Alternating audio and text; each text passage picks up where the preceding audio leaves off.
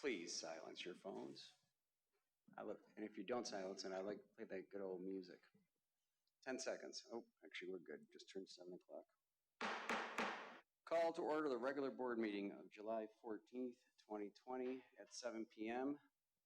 The Pledge of Allegiance. Please rise tonight for the Pledge of Allegiance. I pledge allegiance to the flag of the United States of America and to the republic for which it stands, one nation, under God, indivisible, with liberty and justice for all. Item number 3, roll call. Clerk Berry, please call the roll. Supervisor Acciavatti. Here. Treasurer LaFata. Here. Trustee Anderson. Here. Trustee Joseph. Here. Trustee DeMink. Here. Trustee Vosberg. Here. Clerk Berry is here. All members are present. Item number 4, presentations. There are no presentations tonight. Item number 5, department reports. A couple of very quick ones from myself. One is the re-gravel program through the Macomb County Department of Roads. Will be beginning within the next couple of weeks. They're starting on the west side of the county. We will be having 4 miles of our roads re-graveled this year, with primary focus being on the northeast section of the township, Hobart Baker area, along with the 24-mile road gap from Chesterfield Road to Fairchild. Keep an eye out for that. And a senseless pitch for the census. We are at 80.8% response rate, which is way outperforming the state of Michigan. I would urge all residents to fill out the census and have your neighbors fill them out and spread the word to get them filled out between now and August. Starting August 11th through October 31st, you will see census field workers or enumerators in the field chasing down as many of those that haven't responded as possible. The bigger the count, the bigger our share of state revenue sharing is, the bigger our share of state and federal resources are. So the census is vitally important. The next piece on Director Kirsten, I know, gave me some pre-made slides. I'll move to Director Kirsten, then I'll move it back up to the board.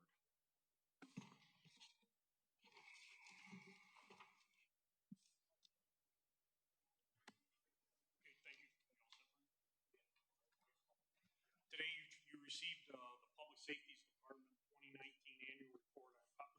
I apologize for it being so late, obviously delayed by COVID. This annual report comes to you from the Public Safety Leadership Team. I'd like to thank, and I brought them here tonight, Captain Ken Franks, Police Department, Captain Brian McNair, and Fire Chief Craig Miller. These individuals help me manage the Public Safety Department each and every day, along with the other public safety staff and employees who work diligently each and every day to serve this community. Our goal is to serve Chesterfield community and provide the best, most efficient police and fire service to this community as possible. Some of the highlighted reports that you're going to see in your 68-page document, some of these you're already aware of, but I just want to point them out again.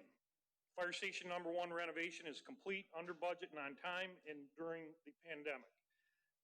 With this renovation, we've added roughly 3,000 square foot of living space for our firefighter employees, along with additional bays for additional firefighting equipment and improved response time. I'm really looking forward to how this growth in this station is going to impact that response area, which is the Gratiot Corridor, in the 2020, 2021, and many years to come. New equipment purchased in 19, obviously our Marine Rescue Fire Police boat. We now have certified rescue scuba divers, and slide 3, our Lucas device, and a new quick response updated marine boats, obviously again for water. Enhanced firefighter safety gear, hazmat spill kits, and guns, so they're called shotguns to help stop water flow in certain areas. Our crime data statistics, obviously we track these in more detail, but I wanted to demonstrate what we do with them. These are areas of certain crimes that are committed. We report to them, or we collect that data, and we respond appropriately assigning our staff certain beats and areas of the township to focus on crime. Also want to say our crime reporting through MICA, Michigan State Police, and the FBI. We've had a slight rise in our Part 1 crimes, which are the most serious crimes.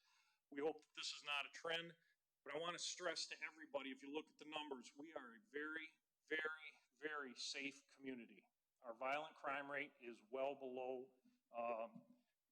cities or townships comparable to our side. I want to compliment our detective bureau and our command staff and our patrol officers. They have the greatest impact in this area. The last slide, one I'm most proud of is fire inspections, and the fire department was dormant for many years. Recently, or in 2019, we were able to promote and resurrect the fire inspection program. The fire inspection program, it helps the township with planning, operations, and compliance to current fire codes and standards, and makes our community that much more safe. This entire 2019 annual report will be posted tomorrow on the police department and fire department's social media webpage, or social media pages and the web platforms for all and the public to look at. And I would encourage everybody to do so. Along with this, all of our previous 5-year annual reports are still up there, so you can compare them to that. Thank you very much for your time. Any questions Thank you for your support. if you wouldn't mind, hang tight. Any questions from the board for Director Kirsten on his annual report? Thank you to you and your leadership team and command team. A lot of changes and a lot of great things happening. Thank you so much. Any further department reports before I bring it up to the board? Trustee DeMake. Okay, this is from Leisure Services, from Amanda Bowers, our director. I just lost it. Okay. Basically, Senior Center is still closed due to COVID-19, and the park is open, so it's a great place to go for $5 a car. And if you need anything else, check our township website for Parks and Rec and any other upcoming programs or status with regards to going on right now. Thank you. Trustee Joseph. Just one quick update. It's kind of a combined planning zoning. The CBA met this past Wednesday. They took up the issue that was. Thank you, Trustee Vosberg. The ZBA met last Wednesday. They took up the issue that was presented to them as basically an appellate review of the Planning Commission vote that was taken back in February. For those of you that recall, there was a proposed cell tower on the corner of Jefferson and Forbes, which was voted on by the Planning Commission in February of this year. The Planning Commission voted that project down by a vote of 5-2. It went to ZBA for basically a de novo review, a fresh look. The ZBA acts as a sort of an appellate for the planning. The vote of the Planning Commission was a vote of 4-2 to uphold the decision reached by planning earlier. It was a very good meeting in that there are a number of residents that came forward and spoke. Following the meeting, the attorney for the tower company approached us and said, asked if specifically did I mean what I said, what I spoke at the podium about our township being committed to find an alternative resolution that did not involve litigation. I assured him that we were, and obviously there was some suggestions that were made in closed session which are not appropriate here, but it seems to me that the entire board and the tower company and our attorneys negotiating on our behalf very committed to a resolution of this matter, and a resolution that will not involve litigation, hopefully. So just wanted to give the board an update on the ZBA decision to uphold the Planning Commission recommendation to deny the tower. Thank you. Clerk Barry. Thank you, Mr. Supervisor. Would just like to update the board and the public regarding the upcoming August 4th election. All absentee ballots that have been requested through the clerk's office have been mailed as of this date. If you were anticipating receiving a ballot because you had returned a completed absentee ballot application to the clerk's office and you have not received that ballot yet, you can track that ballot through our website. Go to the clerk's office page, go to the elections button or on the elections button on the homepage, and that will also lead you to a link to the Secretary of State's website. It is there that you can find out information on your ballot, you can see a sample ballot, and you can also track your absentee ballot request. If you have not received a ballot yet and you are anticipating that, in addition to checking that resource, you may also call the clerk's office and we can also check that for you as well. In addition to that, we have received multiple calls regarding if we will be allowing in-person voting. The answer is yes, absolutely. You will be able to vote in person at your precinct location as you normally would. Special safety precautions are being taken to ensure your safety as well as the safety of our election workers. That opportunity is available to you, as well as the ability for anyone to request an absentee ballot. You no longer require a reason to request an absentee ballot. This particular election is a state primary election.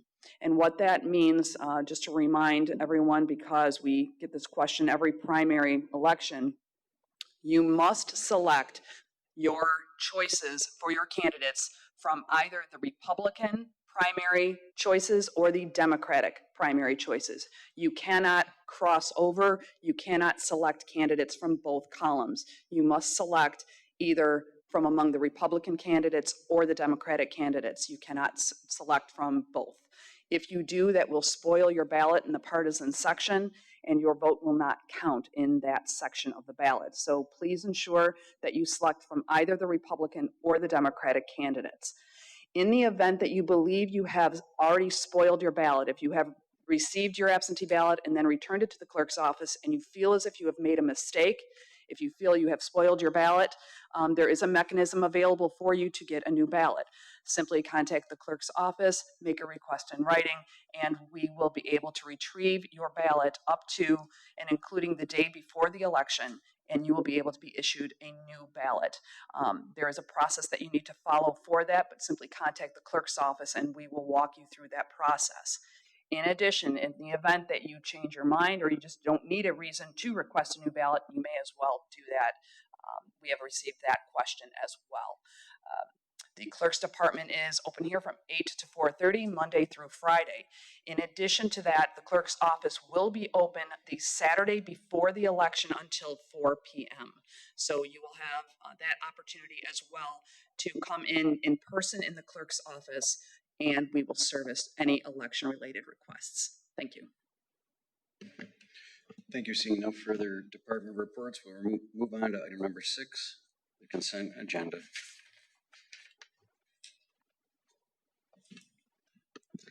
Item number 6 is the consent agenda. All items under the consent agenda are considered routine by the board and will be enacted in one motion.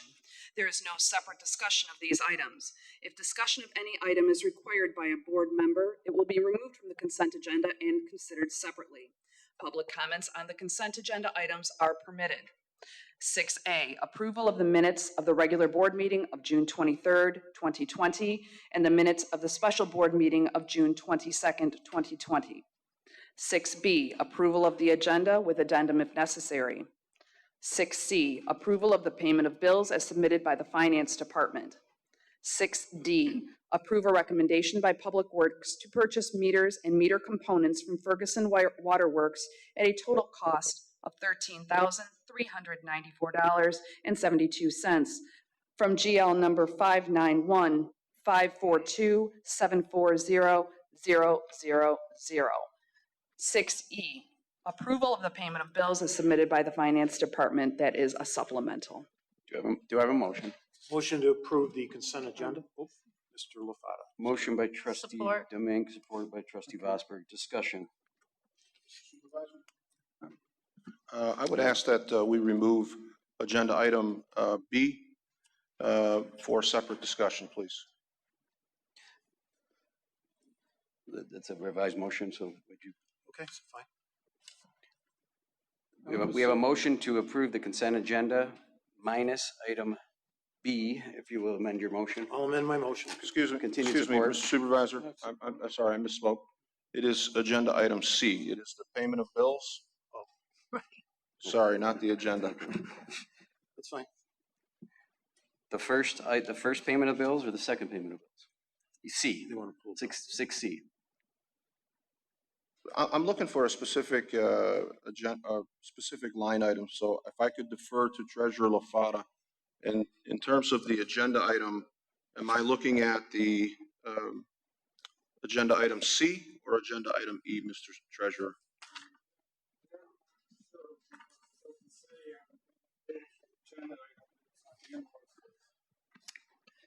It's general ledger fund. It's the elections department. It's vendor Jimmy John's, and it says lunch for election department temps, 9586. That's the one in question. Let's have a discussion on. There's no discussion here on separate agenda items. So, would you like to approve the consent agenda by removing items C and E? That's great. Yeah, Okay, that'll do it. So we have a motion by Trustee Demink, support by Trustee Vosberg to approve the consent agenda items A, B, and D only. Discussion. Clerk Bear, please call the roll. Trustee Demink. Aye. Trustee Vosberg. Trustee Anderson. Aye. Trustee Joseph. Aye. Treasurer LaFata. Aye. Supervisor Acciavatti. Aye. Clerk Berry, aye. Item 6C and E, which were removed for the consent agenda. Do I have a motion to discuss item 6C and E, the payment of the bills? So moved. Motion by Clerk Berry. Support? Support by Trustee Joseph. Discussion. Treasurer LaFata. Let me turn my mic on.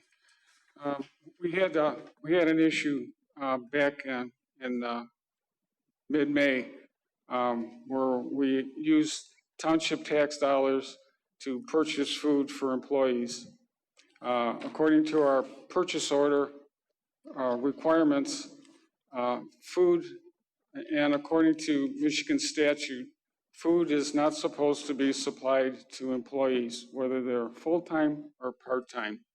I got a letter back from our Human Resources Director, and it says that an employee is not, or food should not be purchased for the consumption of full or part-time employees. It's not permitted for township employees' use based on Administrative Direction 11-2019.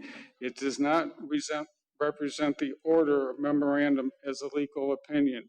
It should not, and it is not an order or shouldn't be purchased.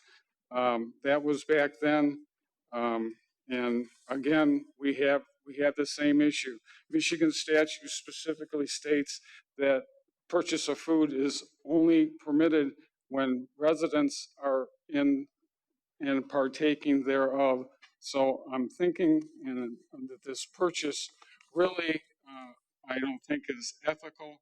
There's a letter that went out to everybody, including Clerk Berry and Supervisor Acciavatti, back on May 29th, specifically stating that the question I asked about buying food, which specifically related to the clerks and the election office continuously, should not be happening. Any further discussion on item 6C and E? Clerk Berry. Thank you, Mr. Supervisor. This is a question and issue that's come up every election cycle that I know of, and it just needs to be clarified, and that's fine. And that is, it is typical and customary. All municipalities do provide refreshments for election workers during election training, and that is what we were doing as well. All of those individuals were part of the election training process. We will also be providing refreshments for our election inspectors that go through training later this year. Again, that is an acceptable, reimbursable expense when the election is being covered, for example, during the presidential primary, when the election costs were covered by the parties, or during any other reimbursable election, that is a reimbursable, acceptable expense. I know that when former Treasurer Hartman was here as well, she had similar concerns, and we had this discussion. So it's an acceptable, reimbursable expense. This particular election, it is not reimbursable, but none of the costs are. So it's not unusual, it is not unheard of, and it is an accepted expense in any other municipality follows the similar process. So.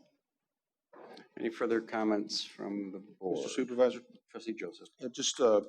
We have a pretty big agenda tonight, and if it means anything to get this going, so we're not talking about a $100 food bill.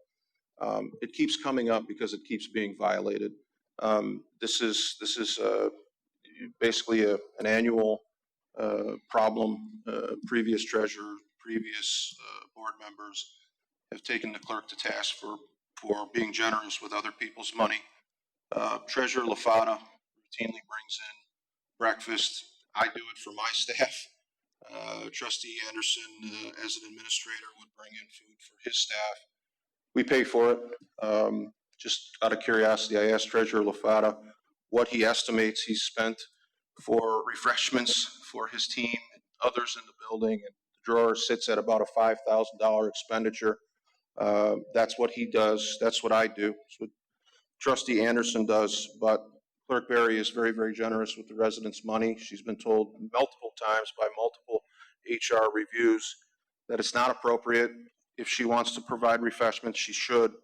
But rather than argue it all night, I'd be happy to write a check for $95.86 to cover the cost of the refreshments and also pay for the refreshments at the upcoming election. I typically send treats to the campaign volunteers at various precincts, but if we can move along, I'd happily write the check for $95.86 right now. Clerk Berry. Well, that's a very generous offer, and providing that it's an appropriate expenditure for a candidate on the ballot to do that. I know that we can no longer, as candidates, provide refreshments at the polling locations for election inspectors. That is not legal. So providing that our legal counsel approves of Trustee Joseph's very generous offer, I know that our election inspectors would appreciate it. However, I think it may fall under that same statute that wouldn't be allowed. However we resolve it, I can give cash, I can give a check, whatever you like, but if we could just move on, it'd be great. Any further comments? How about from the public on approval of the payment of the bills? I'll come back up to the board in a second. I want to make sure. Treasurer LaFata. When I look at this ruling and I look at our purchasing policy, I don't see exceptions in there. When you write policy and you write law, I don't see an exception. When you get a speeding ticket for 15 over, is it an exception if you say, well, I got it on Friday instead of on Monday when it was written? There are no exceptions. And what I see here is somebody that has actually signed an ethics policy and tends to circumvent not only this policy, but other policies, including our purchasing policy, continuously. And I see people smirking, but it's the truth. I only speak the truth up here. And if anybody can tell me different, but anybody's welcome to have all of these documents. And it specifically states, unless residents partake, you do not spend tax dollars for employees, whether they're full-time or temporary. It doesn't say for training or not training. It doesn't say if they're walking back and forth. It is what it states. We're spending taxpayer dollars. It is not right. Thank you. Trustee Vosberg. Thank you. I would like to hear opinion from our attorney before we take a, put this issue to bed or away. I mean, we do have 3 seats in the front row here. It's like school, no one wants to sit in the front row, but there are 3 vacant seats up here. Mr. Siebert. I have, over the course of several, if not 3 or 4 decades, looked at this question for municipalities. I would agree with Clerk Barry that as a general practice, it's done. The question whether it violates any laws or not. You know, the general rule is you're supposed to spend public money for a public purpose. The general rule is you're not supposed to spend township money on township employees. I didn't know this question was coming up tonight. I have not seen Director Duchesne's memorandum. I haven't seen any of the backup documents that Treasurer LaFata is looking at. And if you'd like me to put it to bed, because quite frankly, the legal research and the opinion I'm going to write is going to exceed the $98. But in the spirit of having represented the township long enough, I will gratis do the research and I'll write you an opinion and you'll have it by the next board meeting. Okay? Thank you. You can't get any better than that, right? Clerk Barry. All right, fair enough. Thank you, Mr. Supervisor. Certainly, I'm sure that everyone wants to provide accurate information, and I don't doubt that the board members who've spoken here today have concerns they feel are legitimate. But I think it comes from just a general lack of knowledge of election law and of practices. The state of Michigan, when they reimburse us for election costs, has a line item on their reimbursement form for this purpose. I would suspect that the Bureau of Elections and the Secretary of State would not, in fact, have that on there if it were not allowable. We have been reimbursed in the past many times from the political parties when it is their election, or from the state when it is their election, or from the school board when it is their election. All of those entities do accept this as as a reimbursable expense and an acceptable expense, again, so much so that they actually have a line item on their form for it.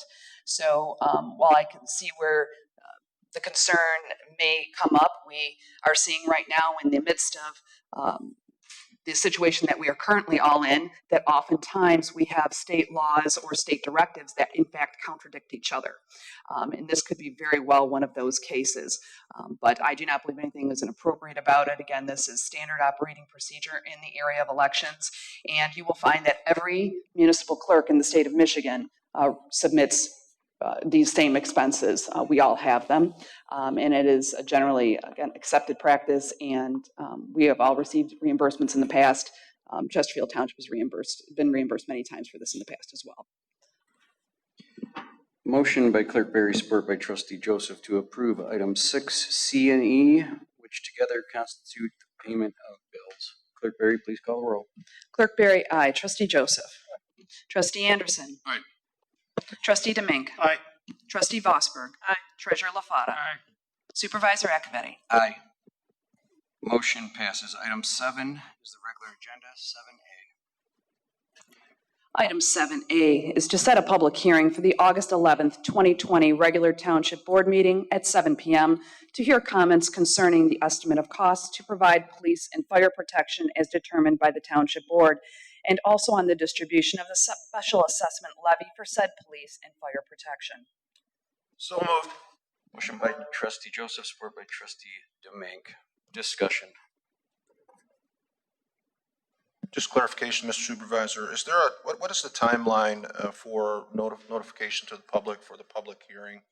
And is there any reason that we couldn't have the public hearing in 2 weeks? Is there a time notification associated with notifying the public? Clerk Barry can speak to the time notification. This usually gets done in August, or end of August or end of July. And that's the date we set, was August 11th. This originally was supposed to be placed on to set the public hearing on the last meeting in July, but I think we ran into a problem with that time constraint. Thank you. Clerk Berry. Yes, thank you. Notification will be completed within the time frame that is regulated by statute. We are preparing those notices now, and they will in all likelihood be in the Macomb Daily as well as the Voice, as well as being all of the notices that everyone gets every year to the individual homes as well. Any further comments from the board? Discussion from the public? Motion by Trustee Joseph, support by Trustee Demink to approve item 7A as submitted. Clerk Berry, please call the roll. Trustee Joseph. Trustee Demink. Aye. Trustee Anderson. Aye. Trustee Vosberg. Aye. Treasurer LaFata. Aye. Supervisor Acciavatti. Aye. Clerk Berry, aye. Motion passes. Item 7B. Item 7B is a recommendation for the Township Supervisor to execute the Land Lease Agreement between Chesterfield Township and Six Rivers Land Conservancy for $1 per month, beginning on July 14th, 2020, and ending on the day Chesterfield Township purchases the property known as the Salt River Nature Center, pursuant to the purchase agreement dated February 13th, 2020. Do I have a motion? So moved. Motion by Trustee Vosberg, Second. support by Clerk Berry. Discussion. This is just the lease. We are already in a contractual agreement with Six Rivers Land Conservancy to start moving through the MD&R trust fund process. I will be presenting to the trust fund board on August the 19th. That's going to be done virtually due to the COVID pandemic. This piece is, in this agenda item, is just dealing with the lease, not the purchase of this property, which has already been approved. Treasurer LaFata. There were some questions I asked about 3 weeks ago. We never got a copy of the environmental report on that Hooker Road property. I wonder if the environmental report was a negative or a positive as far as anything being on the premises that might be harmful to the township. Second, I know it's $1 lease, but the township at this point in time when it leases this property is responsible for the liability for anybody getting hurt on that property. And I'd like to know how much the liability insurance is going to cost the township, because that's a cost that should go along with this lease.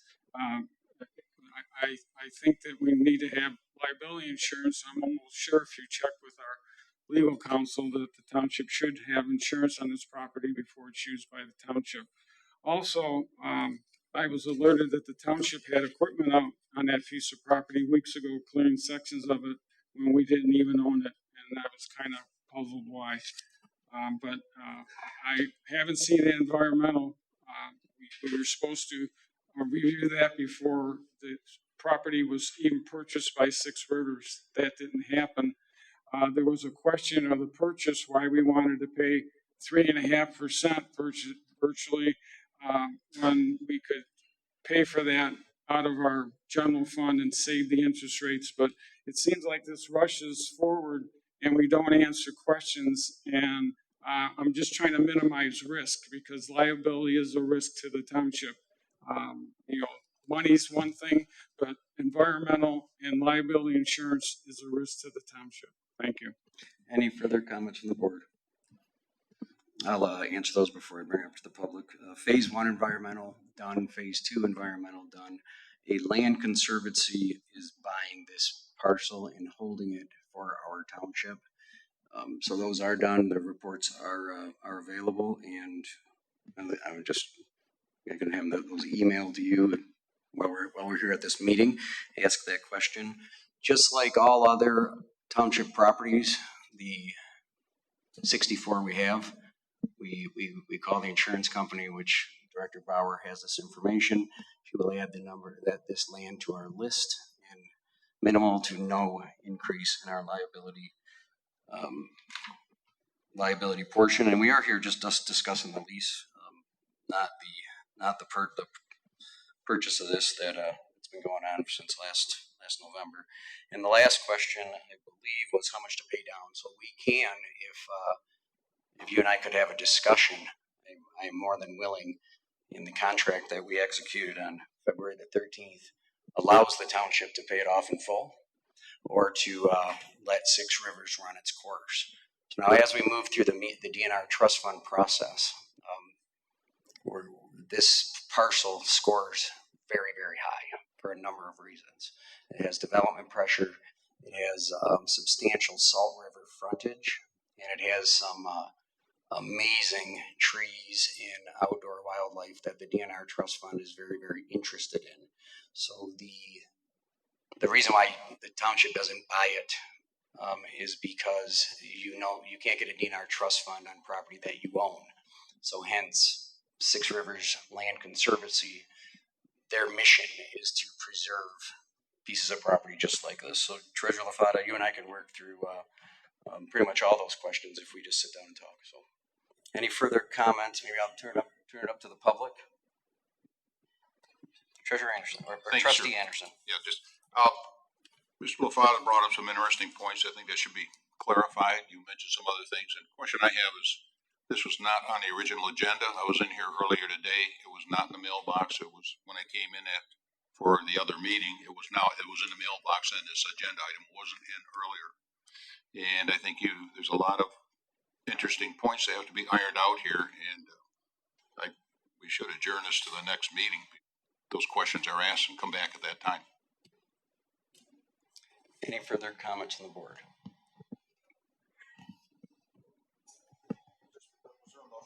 I did not hear a motion, but if there is one, I didn't hear a motion in there. Maybe a question on the agenda. Maybe that would be answered by the clerk's office. I'll make a motion that we adjourn this item to our last meeting in August or July. Correction. The correct motion would be a motion to table. Is that what you're asking to do? Motion to table to the next board meeting by Trustee Anderson. Support. Motion by Trustee Anderson, support by Trustee Joseph to table. Discussion. I am not in favor of the motion to table. I want to make sure I'm very clear that we're not talking about if we're purchasing this property. That decision has already been made. The only discussion is if between now and as the process plays out to go through the DNR trust fund, if we are going to utilize the property. And I would expect. Point of order. Oh, go ahead. I didn't think there's discussion on a table. There is on table not to postpone. So if it was, because if we were postponing it later in the meeting, there wasn't. I am opposed to the motion to table. This is just a lease so that we can begin to utilize the property. The first piece there is going to be the path along Salt River to be opened up. And I oppose the motion to table. Any further discussion by the board? On the motion to table? Somewhat, yes. Because we will be back to the original item. Maybe. What happened is Trustee Anderson made a motion. It was supported. And then you, like I mentioned before, decided to interject your opinion, which creates a diffusion of what the motion was before anybody had a chance to vote on it. In other words, you pop in and out sporadically to interject your opinion. There was the motion and there was a second, and then you interject your opinion before it goes to the board for a vote, which it isn't really proper procedure, because if you don't want to vote for the motion, that's okay, but you shouldn't be able to interject an opinion before the motion is voted on. Thank you. Thank you. I guess to that point, I hate to trying to let the entire board speak, and then I will speak last. However, this is a recommendation by the Township Supervisor. It's by me. If you or the department, any other department, brings an item forward, I would expect that individual to be answering the question. So on this specific item, those were directed at who put this on the agenda, which was me. So I apologize, Treasurer LaFata, that you feel that way. Meantime, I'm going to give you as much information as possible. We have a motion by Trustee Anderson, support by Trustee Joseph, to table item 7B till the August 11th meeting. I believe it was just 2 weeks. I thought it was the last meeting. Oh, to the July 28th meeting. Clerk Berry, please call the roll. Trustee Anderson. Aye. Trustee Joseph. Aye. Trustee Vosberg. No. Trustee Demink. Nay. Treasurer LaFata. Yes. Supervisor Acciavatti. No.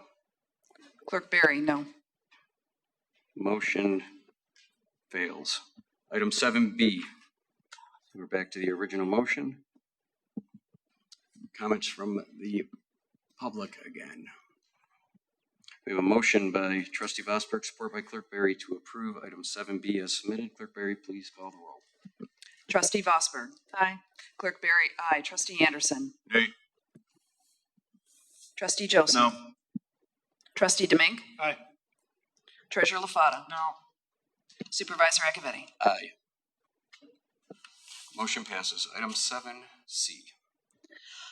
Item 7C is to approve a recommendation by Public Works to adopt resolution number 2020-24 to prepay $1 million of Chesterfield Township's assessed portion of Oakland-Macomb Interceptor Drain District project that includes the structural rehabilitation of the northeast sewage pumping station and the North Interceptor East Arm from GL number 591000141.002 and bond the remaining total of $2,988,449.74, not including financing costs or interest, over a 20-year period from GL number 591000300.024 new account. Do I have a motion? Motion to approve. Motion by Treasurer LaFata. Second. Support by Clerk Berry. Director Coddington and Assistant Director Johnson are here. If you have any questions, I do believe you're all in receipt of a letter from the Macomb County Public Works Commissioner Candace Miller. Fire away. If you would like to do an overview, you can. If you'd like to ask questions, you can. I'll be glad to give a brief overview. Good evening, everybody.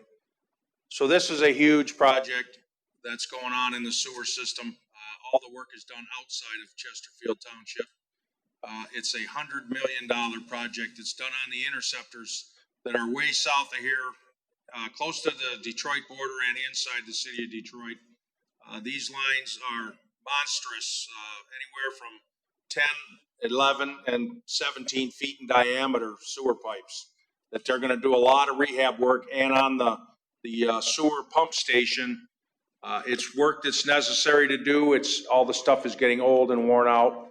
And part of the rehab work that they're doing is going to try and prevent like what happened. We all seen the 15-mile road cave in that cost us $75 million. So not us, but everybody in the system. So what this is our part of the system. We're approximately 5% of the system, which overall part A of this has already started, the $12 million bond. And this is part B, which is 88 million of the 100.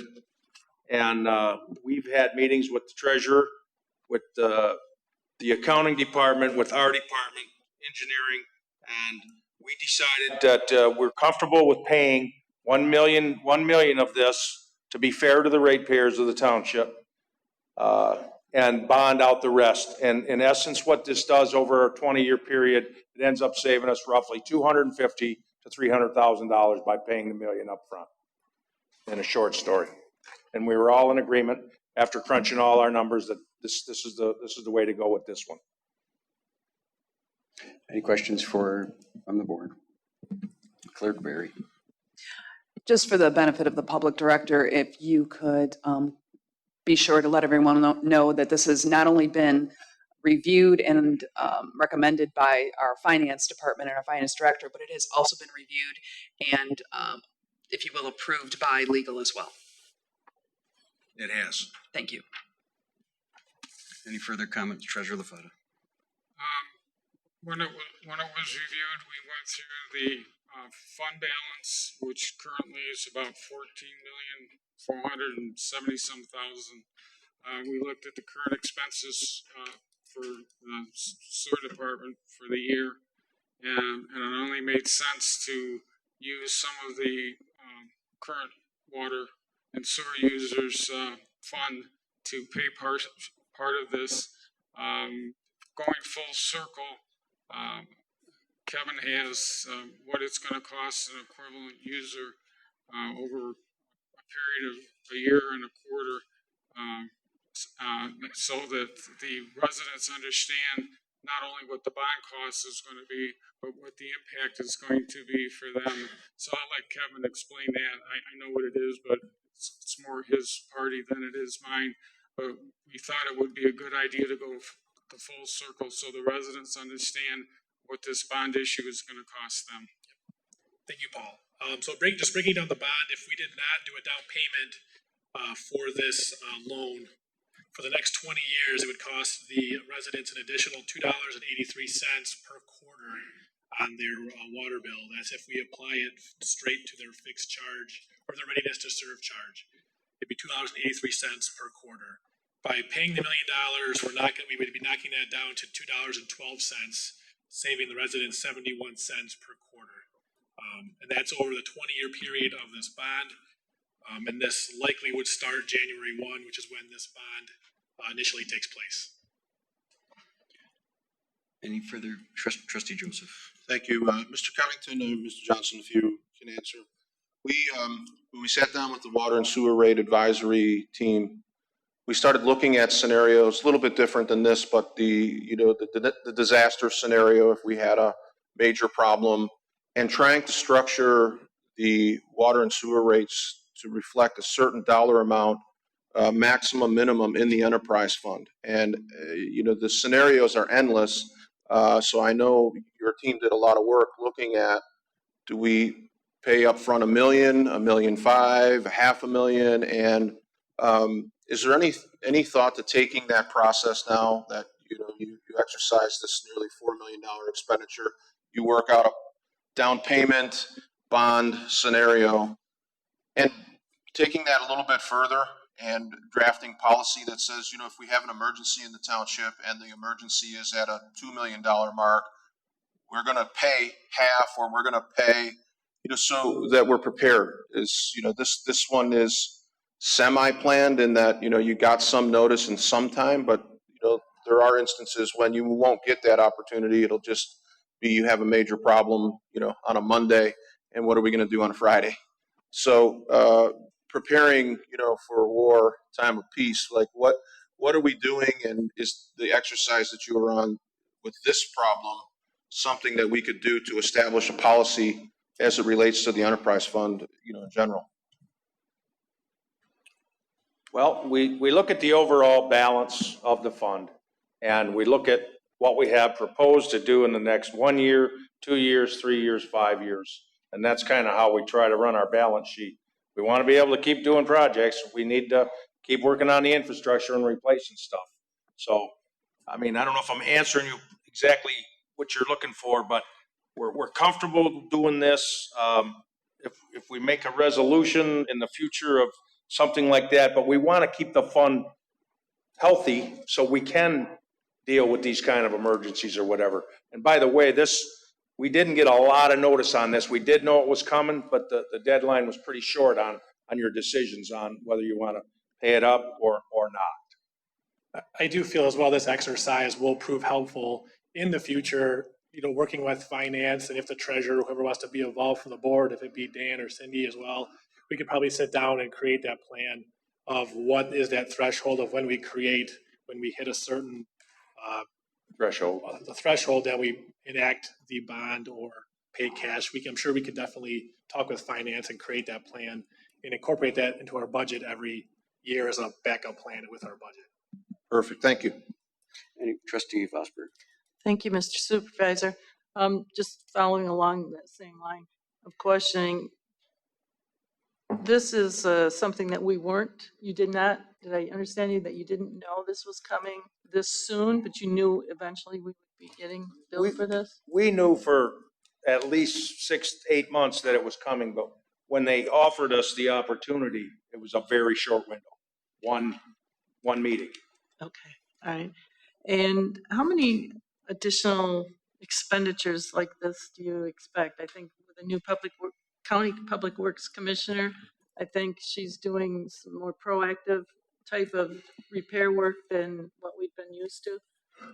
Will anything in addition come up that you're aware of that they have told us about? Well, not any big projects through Macomb County. This is kind of mixed with Oakland-Macomb and the whole Interceptor district.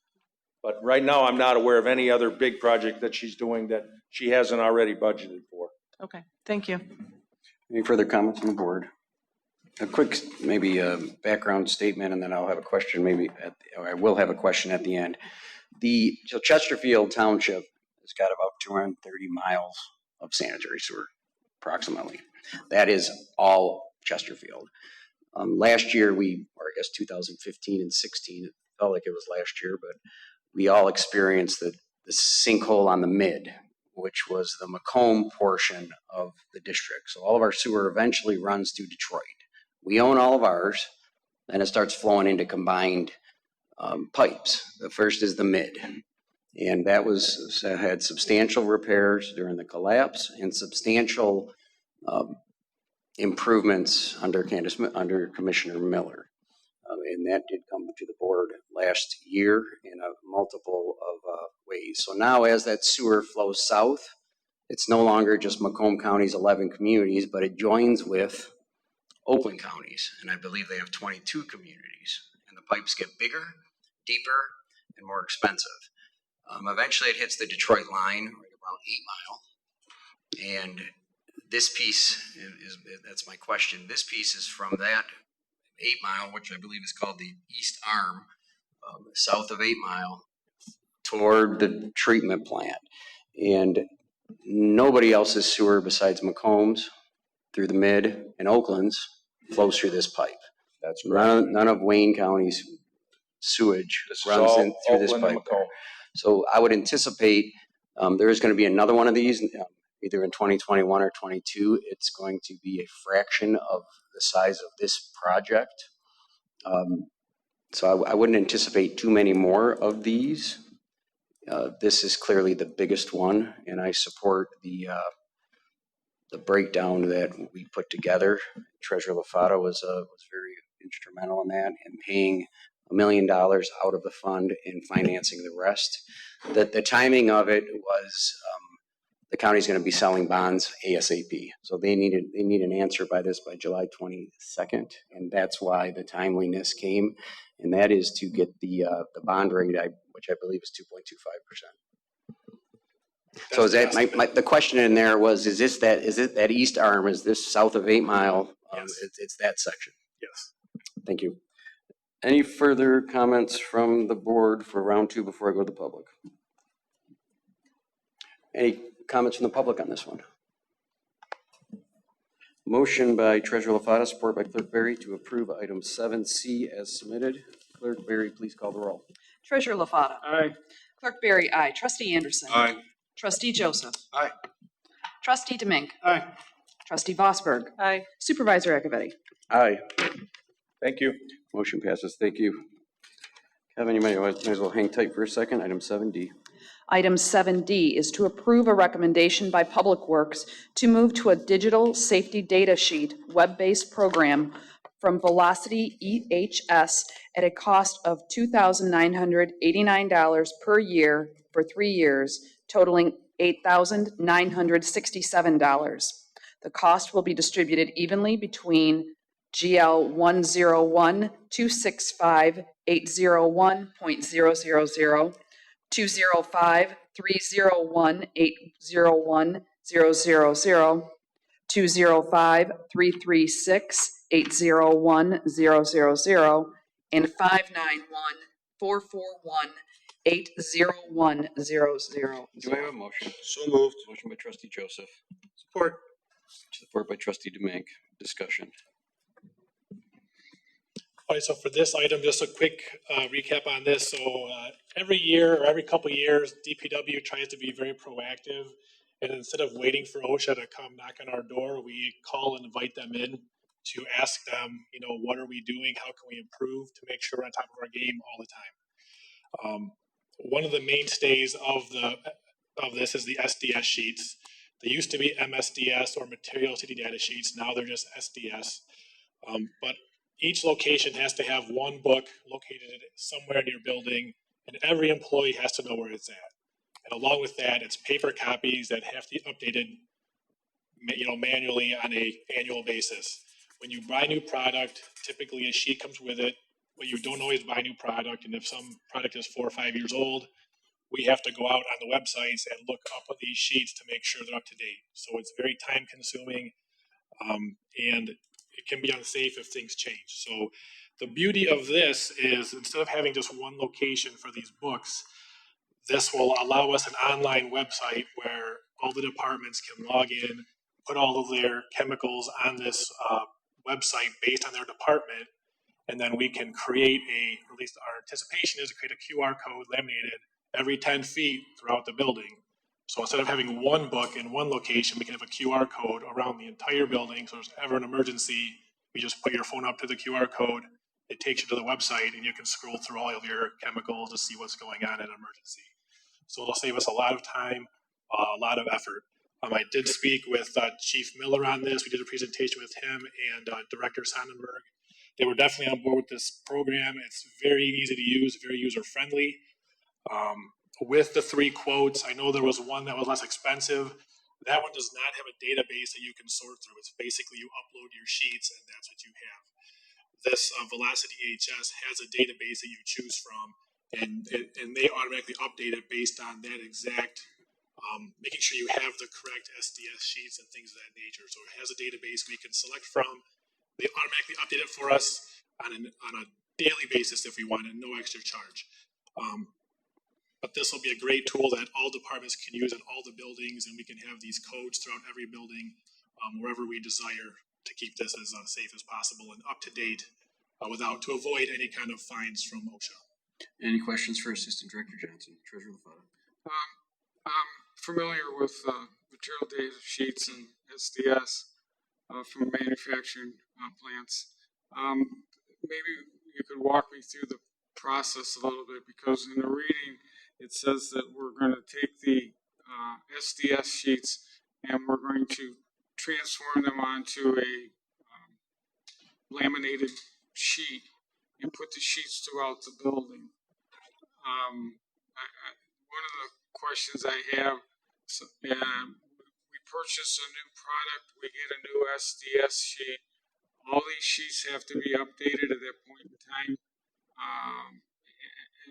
No, so what'll happen there is it's called a QR code. So it's a barcode that smartphones can read.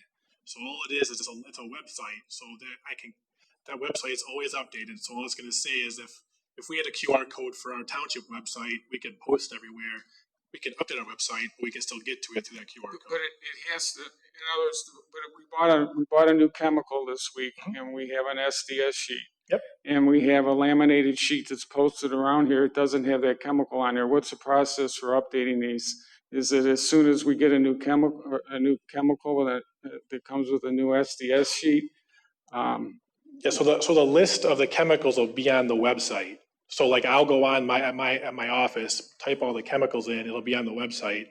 The QR code gets the employees to the website to get the list of chemicals.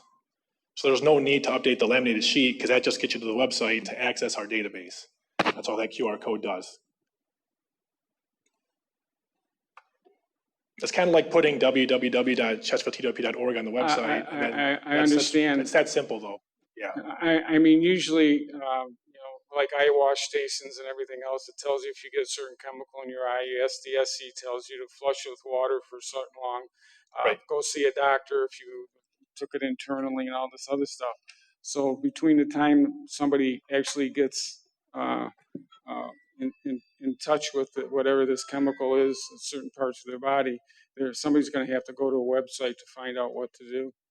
Well, yeah, but right now they have 200 pages, 200 I'm chemicals they just gotta trying- flip I'm through as trying- well. Trying to understand. Yep, so instead of flipping through 200 pages of a binder and trying to So find that the chemical. drawback could be this person's by himself and he's got something in his eye and he's got to go to a website and find this to help himself. Well, if he's by himself, probably can't look in a book either, if he can't see, so I mean, But- you get the call. I get what you're saying, but the website, I think would be a lot quicker and cleaner, in my opinion. Thank you. Any further comments on the board? Comments from the public? Motion by trustee Joseph, support by trustee Demink to approve item 7D as submitted. Clerk Barry, please call the roll. Trustee Joseph.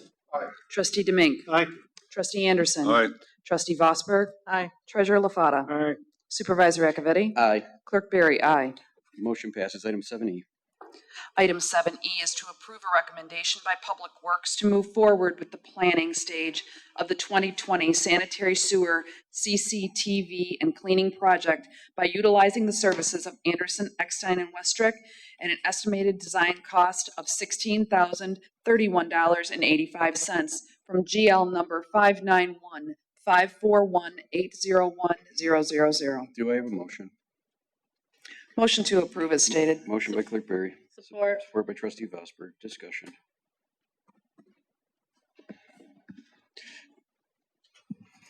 Annual or biannual TV program. Yes, so this is another necessary evil in the sanitary world. We have to clean and camera our sewer pipes.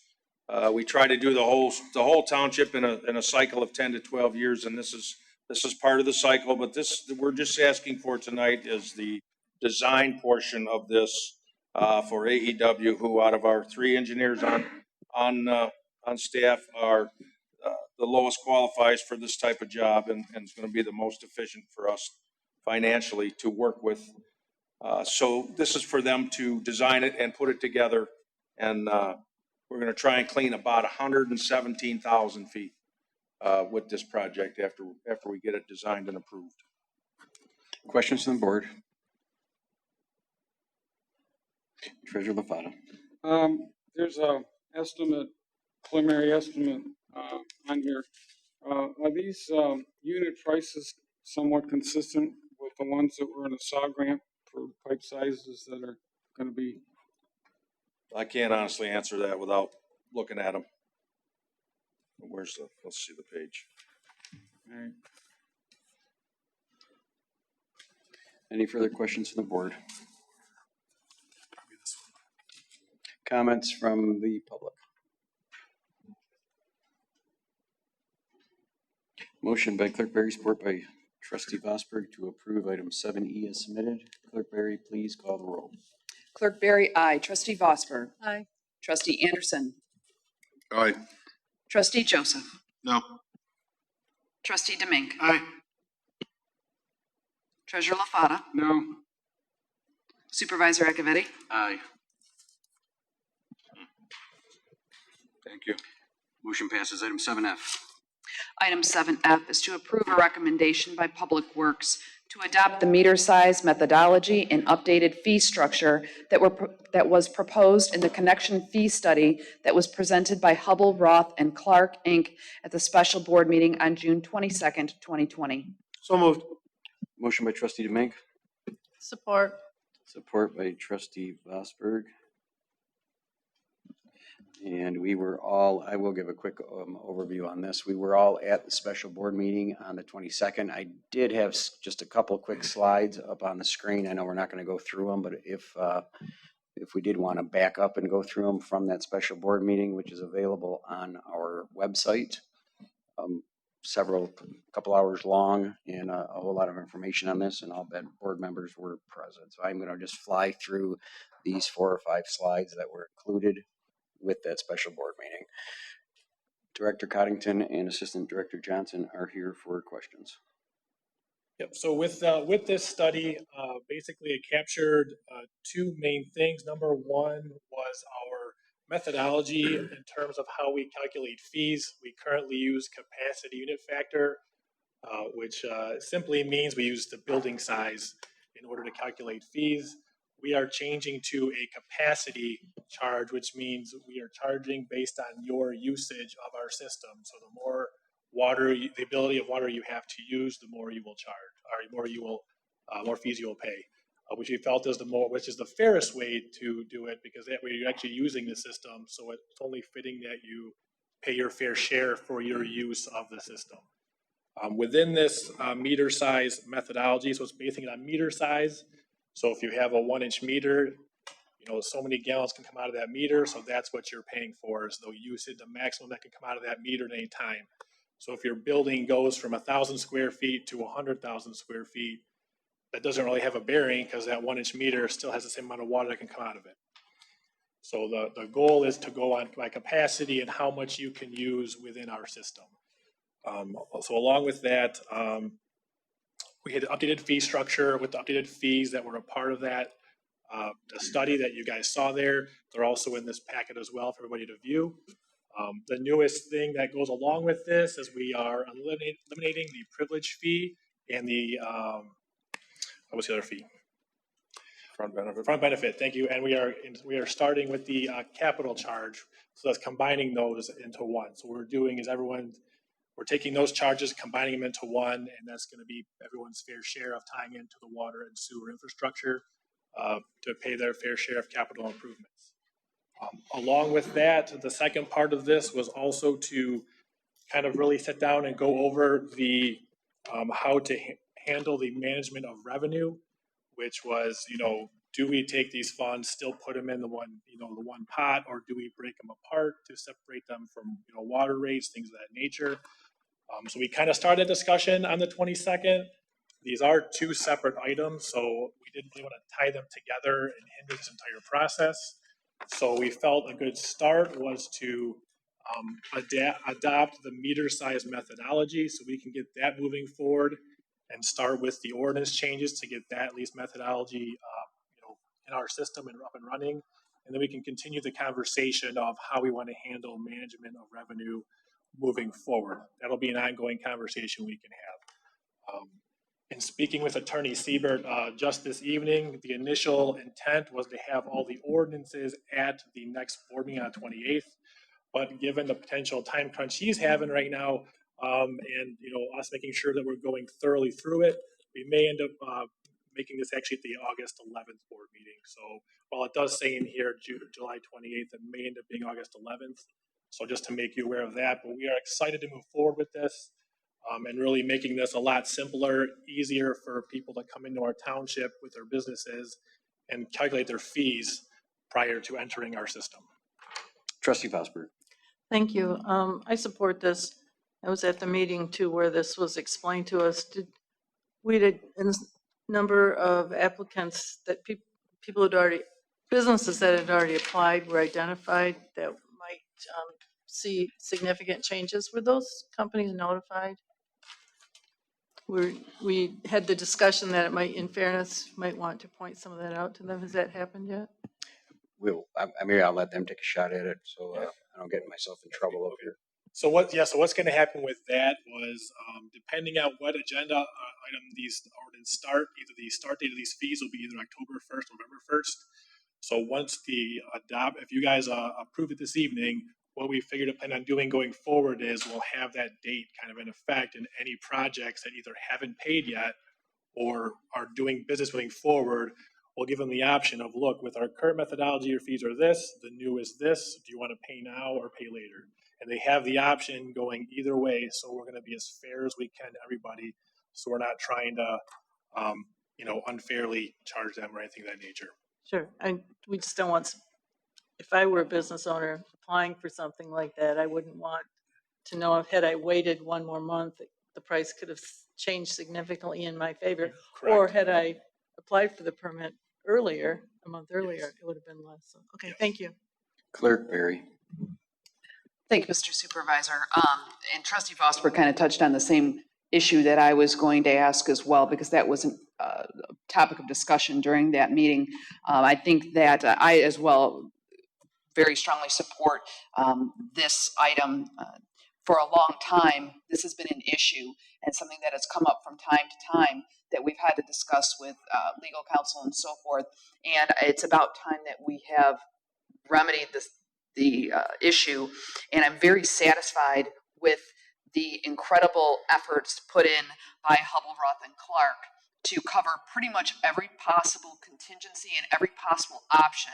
And I think that what they have done as a result is come up with a methodology that is not only fair, that is current, and that makes sense for Chesterfield. So I just like to highly applaud their efforts here, because I think at the end of the day, what we saw at that special board meeting where we discussed this was not only remedying some past issues that we had, but also definitely a very comprehensive and I think right-sided way to look to the future. And I think that all around, as Trustee Vosper said, I think your approach as well with giving the option, I think is absolutely the right way to go. Thank you. Any further comments from the board? Treasurer LaFatta. This is something that's needed to be done since about 2015 timeframe, 2014 timeframe. What this will do is it'll minimize any future liabilities for charges that we couldn't legally substantiate previously. This gives us a foolproof document that, according to the American Waterworks manual, it fits in place for what we used to call privilege fees. Now we're changing them to capital fees and tap fees. But this has been a long time needed proposal for the township. This is good. This will minimize any future liability. Thank you. Any further comments from the board?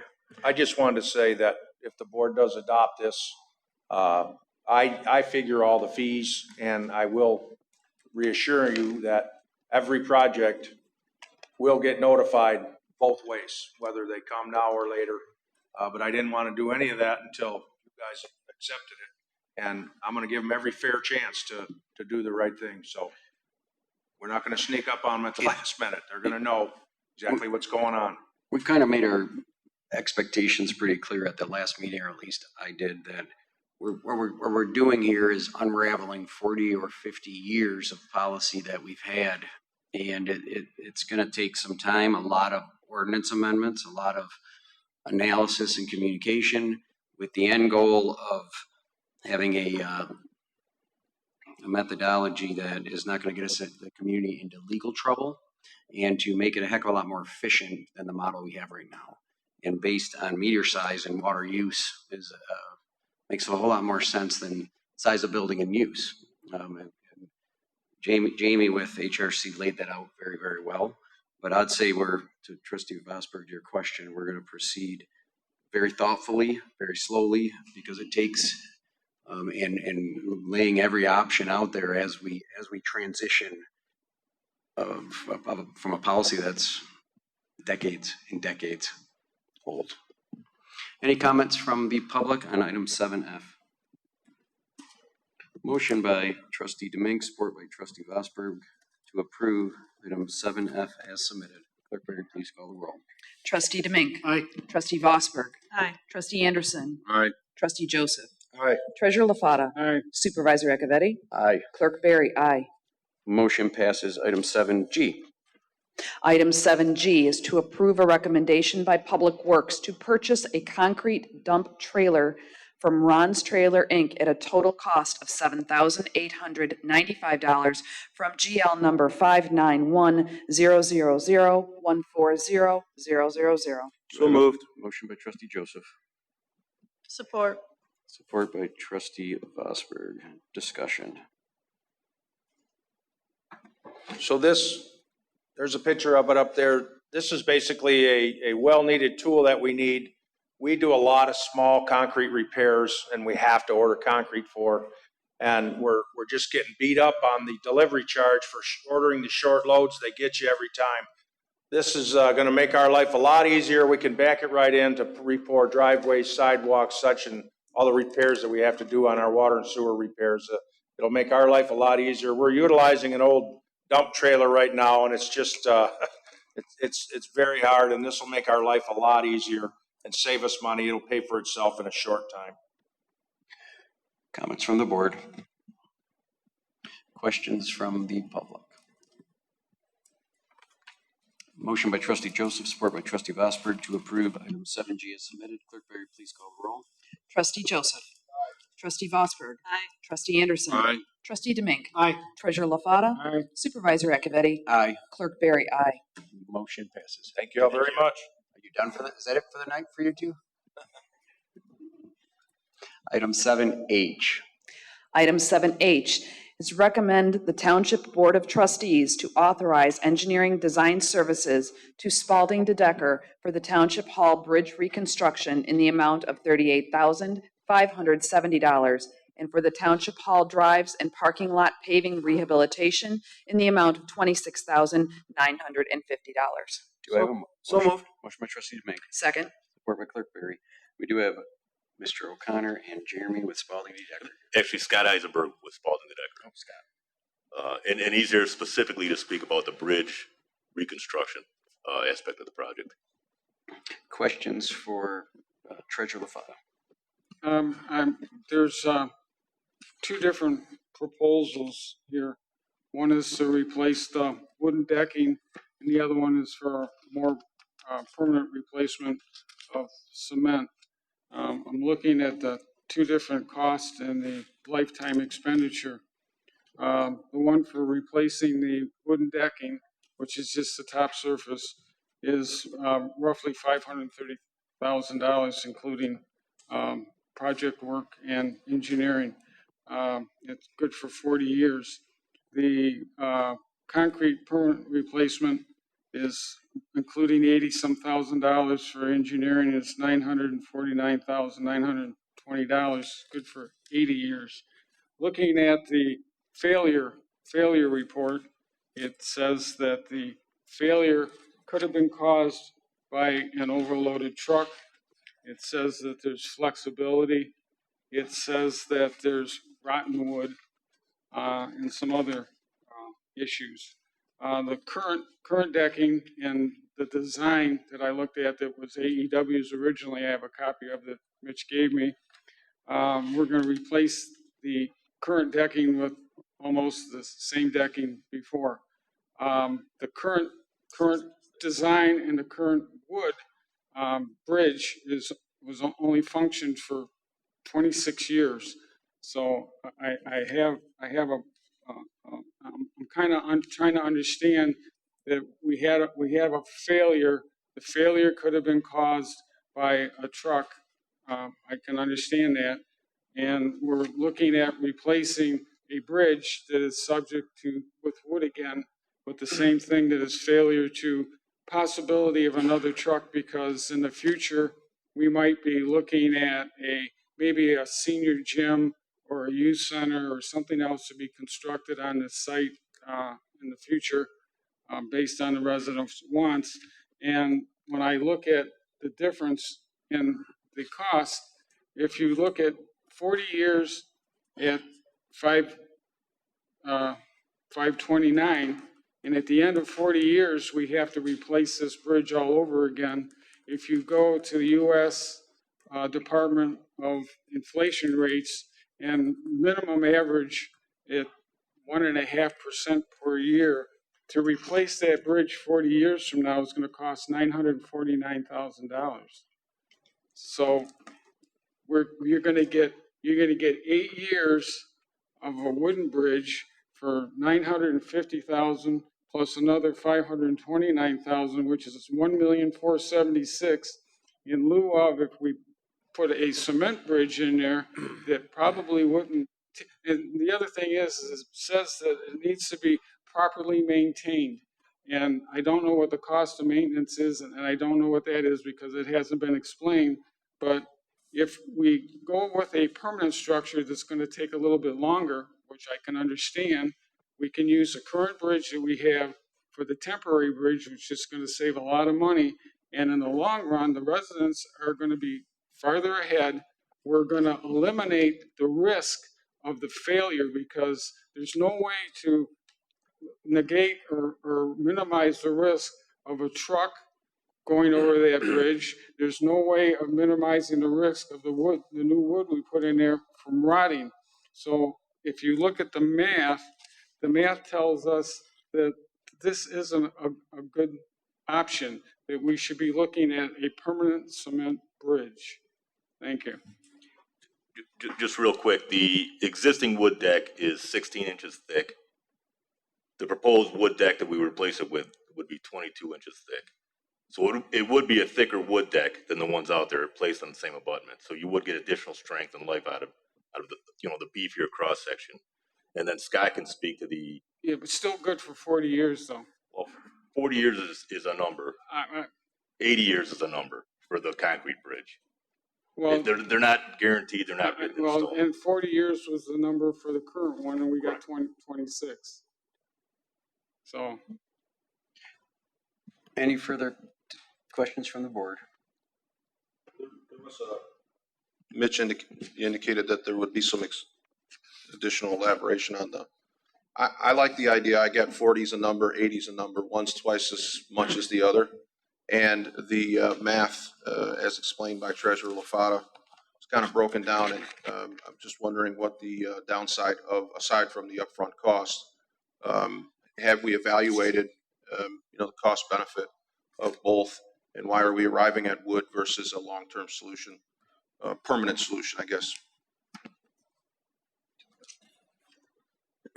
Yeah, so we took a look at both options, the wooden bridge versus steel or concrete, and we arrived at the wooden bridge basically for two primary reasons: cost and also ease of construction and permitting. So basically, going with a wooden bridge allows us to do one important thing during construction, which is that we can use the wooden bridge as the temporary bridge during construction that can be in place for less than 14 days, and then it can be put into its current position again, reopening that way to travel once again. And that short time in which less than 14 days means that you do not trigger an Eagle permitting situation. And that situation, Eagle, Great Lakes,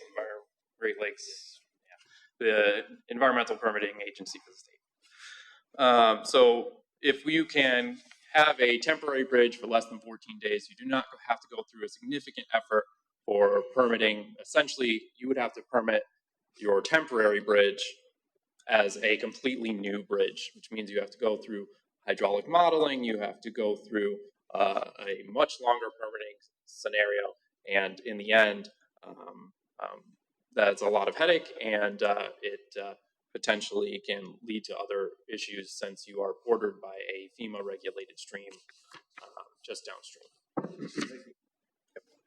Any further comments from the board before I bring it up for round two?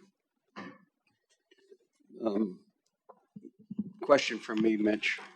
How much time have you spent, this is a little loaded because I somewhat know the answer, how much time have you spent with Treasurer LaFata reviewing this plan, the other plan, all options, an additional option, not only just the two of you, like I've directed and been up to speed on, but an executive committee with myself, yourself, and the other leadership members here? I am actually a bit confused. We had very long meetings on this, at least two of them, with all of us, the three of us on the executive committee and Director Duchesne, and we discussed each one of these options. When we left that meeting, we already, that's the time to ask these questions, which we did. So how much time do you think you've spent on this? And have you been down this road? You can go. You can answer. Probably in meetings, maybe 4 hours. Over a course of 3 or 4 months, maybe. We did have meetings and we'd have discussions. We never had a final meeting with a plan to justify the option to move forward.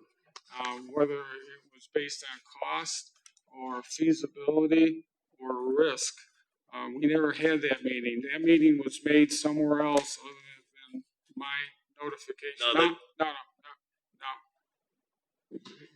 There was never a decision saying that we were going to go to a wooden bridge. And if you look at the cost of this temporary bridge, we're putting a lot of money into a temporary bridge that we wouldn't have to if we went to a cement bridge. The temporary bridge will be the superstructure that will be placed on top of the existing abutments. And at that last Ways and Means meetings, that was the last discussion we had about it. And then it, and it was at least a month and a half ago, but that's the last we spoke about it until we brought it to the temporary bridge is going to be the current bridge? The temporary superstructure will be built off to the side. Well, that's what I'm saying. So we're not putting in a temporary culvert. We're actually going to build the superstructure, the new wood superstructure off to the side, use that as a temporary bridge. Then we're going to go and abandon the existing superstructure off the abutments and put the temporary bridge, which is the new superstructure, on top of the existing abutments. And again, that was discussed. It was discussed, but it was never finalized because. Well, one man's finalized is another man's. I guess still in discussion. It wasn't talked about since then till tonight. But if you look at the cost difference, it just business-wise, when you look at the years and the costs, you look at inflation. Inflation is the same as a seawall in 2015 cost $200,000 to replace it by Inwood Park. Today it's $500,000. It's the same scenario. It's whether you spend it now or you spend it all over again. And what happens is you have the ancillary costs of maintaining a wood bridge. We don't know what the cost is in maintaining a wood bridge because when we have a project, we never put the maintenance costs in it. But we don't have something in place that says the bridge needs to be sealed every year. It's got to have linseed oil. You got to do this. You got to do that. We never do that, but there's a cost involved in maintaining a wooden bridge that there isn't in a cement bridge. So no, this wasn't, as far as I'm concerned, we had an executive meeting, true, but it was never finalized because all the issues never were resolved. If you want a wooden bridge, I can understand that, but what are the maintenance costs? What does it need to run? What we do is we authorize the project. We don't finalize everything that needs to be done. We don't cross the T's and we don't dot the I's, and we just move forward. And that's what happens, and it never gets finalized. Thank you. If I could, and I like the idea of having those subcommittees to discuss things. It might make more sense then for that subcommittee, that Ways and Means Committee, to bring the item to the board. That way we know it's been resolved and a clear motion is being brought to the board per the Ways and Means, meetings and results. Trustee Joseph. Thanks. Just a very quick comment. Mr. Supervisor, when you mentioned the number of hours in the meetings, I know that there are committees, and that was not a meeting of the whole. Those were subcommittees or appointees, the engineering team, the planning team. This was not an issue that the trustees, I'm not saying we were excluded from it, but I wasn't as involved in a cement versus a wood project until it really came to us, having worked its way out of these committees. I do appreciate Treasurer LaFata's comments, and I don't see any problem with asking them, and in the same way that Mr. Supervisor, you asked a question that you already knew the answer to, which was how many hours had you spent? You already knew that. You asked it for the benefit of the people in the audience or for other individuals. And I trust when Treasurer LaFata asked a question, sometimes he may know the answer to it, and it may just be an opportunity to illuminate for people who are watching the benefit of a concrete bridge versus a wooden bridge. So I appreciate those questions. I wasn't in the room. And in terms of something being finalized, last I checked, it's not final until you get a majority of board members to expend $1 million of the residents' money. So I interpreted his comment regarding finalization to be, is there a majority vote to expend the revenue? That's never final until that vote comes down. So I appreciate the questions, and I appreciate your response, especially the distinction between where we get on a temporary and the permitting process. And so Again, it looks as though the committee has done a thorough vetting of this, and I appreciate it. Thanks. Any further comments from the board? Any comments from the public?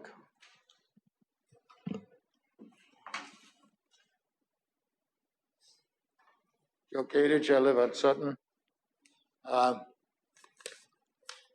kind of think it's a little difficult for this board to make the right decision whether you're going to go steel or rebuild the woodbridge if you weren't in on all the analysis and the financial analysis that goes along with this.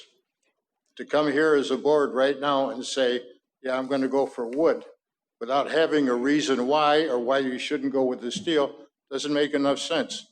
I would propose that you stop this for a little bit, have a meeting with these people, let them go through the cost of both of it, and then make your determination, not come in here blind like this and expect that, yeah, we're going to go with the wood bridge. It doesn't make any sense.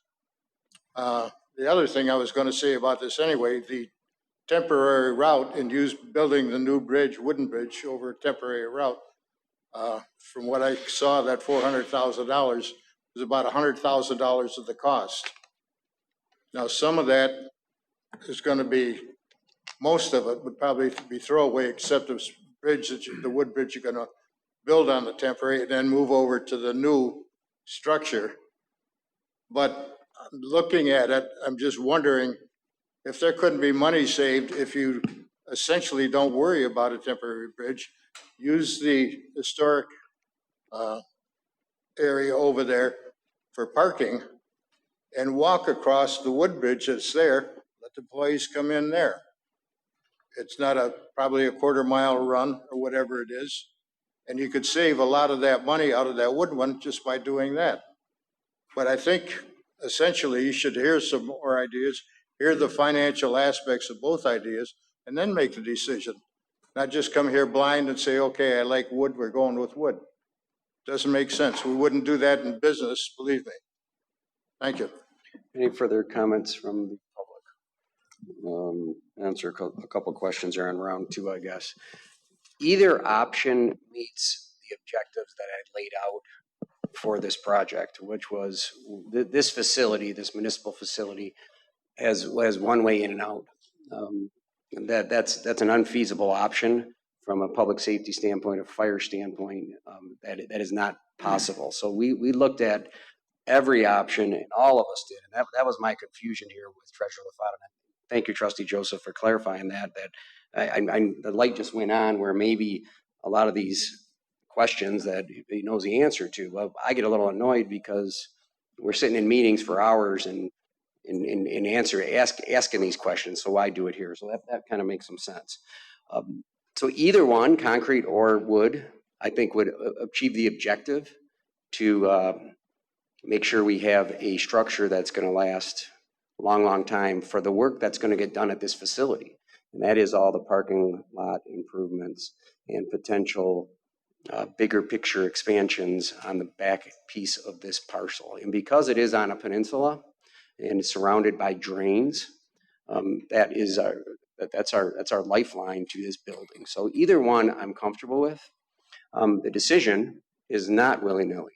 The decision, ever since we've been sitting here, everything's looked at: how much it costs, maintenance, what assets can you dispose of, how do you build it to have the most value for the taxpayer. So all that's been done and been from a nauseous level analyzed. My decision is simply, I think there's more value in a $500,000 wooden bridge versus a $1 million having to go through a very long process with DEQ permits and getting approvals at different levels. And that's really the decision we're here for. Do we want to go with option A for $529,000 or option B with an estimate of near $1 million? And my choice is option A. And that's my discussion, I guess, for round number two. Any further comments from the board? Just a quick clarification, Mr. Supervisor. You said this motion affords us option A or option B. Could you clarify that a little bit? Because where I appreciated everything that you said, I just happen to lean towards option B. Does this motion afford me the opportunity to to vote for option B as opposed to A? Can you explain that? Because I really kind of looked at this as like the decision from the committee that's being proposed to us is for a wooden bridge. I prefer a concrete bridge, but if there's an option within the motion, just for clarity, what is it that you're, when you say A versus B? Any construction job, and I don't, can I answer that question? Yeah, without yeah. getting attacked for going back and forth? Any job you've got, this is the recommendation from the committee, which I believe Mr. O'Connor and our consultant engineer thought that's what the recommendation of the committee came out. If you want to go with this option, you vote yes. If you don't, you vote no, and then you go back to the drawing board. Either way, we need a structure over this over the Asavo Creek and over these drains. So then option B comes, and that's maybe a conspan bridge, or option D, which is another entrance everywhere else. So I guess the option, right, the motion is for the bridge rehab as we discussed, along with starting the design on the entire loop and the rest of this parking structure. Any further comments from the board? Treasurer LaFata. Possibility of making a motion. Option B.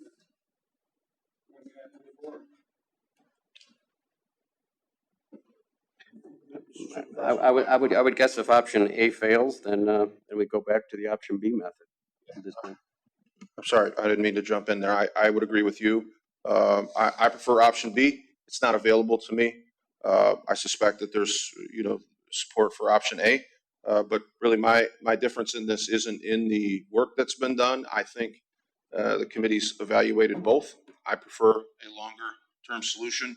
So my no vote isn't no to your work or your explanation of your work. It's simply option B, which is only available to me if option A fails, and I doubt it will. So thank you for your work. Just to make it clear, I would have actually supported option A or option B. I feel like we ended up with this option because this is kind of what I felt like we had the best chance to get Treasurer LaFata's support on, frankly. So I think that's kind of where this came from. So I would support either option, but the option in front of us right now is a motion by Trustee DeMink and support by Clerk Barry to approve item 7H as submitted. Clerk Barry, please call the roll. Trustee DeMink. Aye. Clerk Barry, aye. Trustee Anderson. Aye. Trustee Joseph. No. Trustee Vosberg. Aye. Treasurer LaFata. Option B, no. Supervisor Acciavatti. Aye. Motion passes. Item 7I, I believe it is.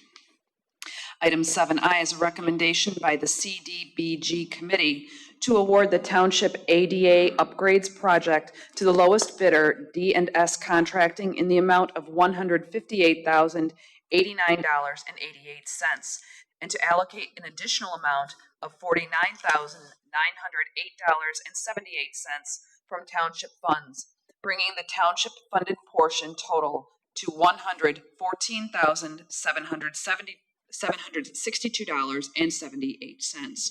Motion to approve. Motion by Treasurer LaFata. Support. Support by Clerk Barry. Director Sonnenberg is here if you have any questions. It's been in front of us several times. Good evening. I know this is a long meeting, but I'd just like to break down the funding and where we're at and how we got there, just so we're all on the same page. And if you would like, Partners is here. We can go through a couple slides and they can answer any additional questions. I just wanted to make sure to make the board aware, as you know, back on March 17th, you had approved this project. Originally, the preliminary estimate was for $143,000. At that time, we had a construction estimate of approximately $125,800. And our Partners in Architecture, their fee was $17,500. That's where we got the estimated project cost of $143,000. $78,000 of that and change was to be funded by the grant for the CDBG folks. Thank you. That doesn't change. And then originally $64,854 was coming out of the general fund. We made some changes as we went along. First of all, I want to point out that we had 8 contractors thankfully bid on this project during the COVID period. And our lowest bid came in at $158,089. So we were a little bit above there. But we also made some changes. Our original estimates, we went through and made some improvements. Obviously with COVID, we went to all touchless fixtures.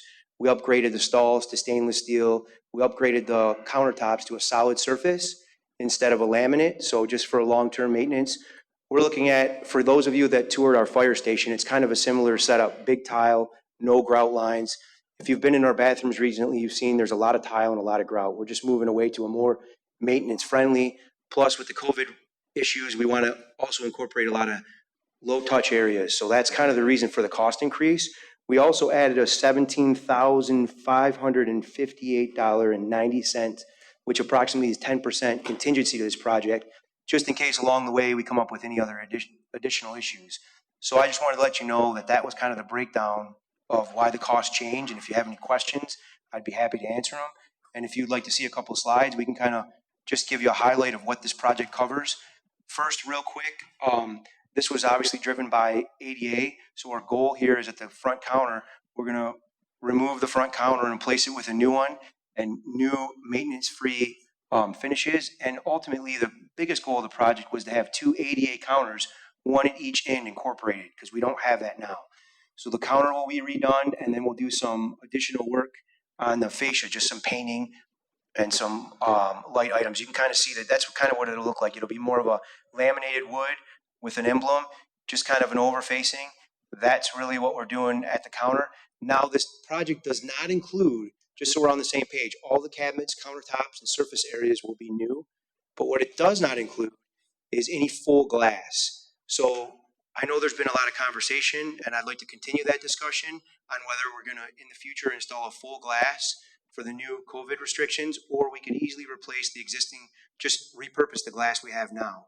But I do feel that it's an opportune time, if we were to put the full glass in, a lot of those COVID expenses can be reimbursed. So I am working on an estimate. We'll probably have it by tomorrow, what full glass will cost. So hopefully at the next board meeting, if we do decide to go that route, I can break down all those costs with some options. But that's outside of this project. So if you'll go to the next slide, this just represents the areas that we'll be redoing, mainly the 2 bathrooms. The bathrooms closest to the senior center, they get a lot of use. So these are those 2 bathrooms. We're going to put in some, I like all natural tones because they never go out of style. If you've been in that bathroom lately, it feels like you're in a Miami Vice video with all the pinks and the greens. Not a big fan of the colors. So if you'll go to the next slide, I think, is there another slide, Dan? Yeah, that's just another, yeah, that's really about it. I apologize. So I don't know if you have any questions. Sorry if I'm trying to. Any questions for Josh? I do believe Mike is here as well with partners. And I do appreciate partners being available. Clerk Barry. Thank you. Just a very quick question. Josh, what are we looking at in terms of timeline? Obviously, we have a couple of pretty big events going on here in the clerk's office this year. And if you could just go over quickly to ensure not only the board members, but the public as well, that this particular project, and I know we're talking about funding here, but I think it's a good opportunity to talk about what our timeline looks like to ensure everyone that this project will not in any way interfere with either the August election or the November election. 100%. And I'm well aware, I know you and your team have brought up some concerns, obviously, with timing, and that is a big concern of ours. Ultimately, our goal is to get this work done between the primary election and the election in November. And we're kind of fortunate because our contractor, luckily lowest bidder, was the same contractor that did the fire station for us. So we have a good working relationship, and we offered him 24-hour access. I told him I'd be gladly here to provide access at any time where he could get into the building and safely do the work. Now, there may be a couple days. I will find out in the next week the exact timeline that we're looking at, but there may be a couple days, and we have some contingency plans where if there's a day, or if we got to shut the countertop for a long weekend, we talked about placing tables at each side door, so the treasurers would come out that side door with a table and serve the residents for one day, and the clerks may have to come out that side door where we block off that area. They're telling us right now that it's going to be 3 to 4 days of countertop downtime. Well, if you factor that in over the weekend, we don't lose too much. But we're going to tighten that all down because, as you know, once we award the contractor, then we can really tighten down the schedule because it has a lot to do with the availability of his trades. But he assures us they would have no problem doing it. And I know from doing our research with the fire station that the work they do, they're fully capable of. This is a really kind of a small project for them. So I feel confident that we can get that done with minimal problems. Thank you, the clerks. And clerks, we are more than happy to work with you to accomplish that goal. I think it's very doable. Thank you. Any further comments on the board? Questions from the public? Motion by Treasurer LaFata, support by Clerk Barry. It's a combination you don't see very often. To approve item 7I as submitted. Clerk Barry, please call the roll. Saw it twice tonight, Mr. Supervisor. Just want to point that out. Just trying to Absolutely. Treasurer LaFata. Aye. Clerk Barry, aye. Trustee Anderson. Aye. Trustee Joseph. Aye. Trustee Demink. Aye. Trustee Vosberg. Aye. Supervisor Acciavatti. Aye. Thank you. Motion passes. Thank you. Item 7J. Item 7J is to approve a request from the Department of Public Safety to purchase a 2019 Chrysler Pacifica for $27,900 from GL number 205-301-986-000. Do I have a motion? So moved. Motion by Trustee Anderson, support by Trustee Vosberg. Director Kirsten. Thank you. This is an early request. It was originally requested in our vehicle replacement schedule for next year, but due to the volume of use that it's recently received and what we're using it for, I requested that we include it in this year's purchase. I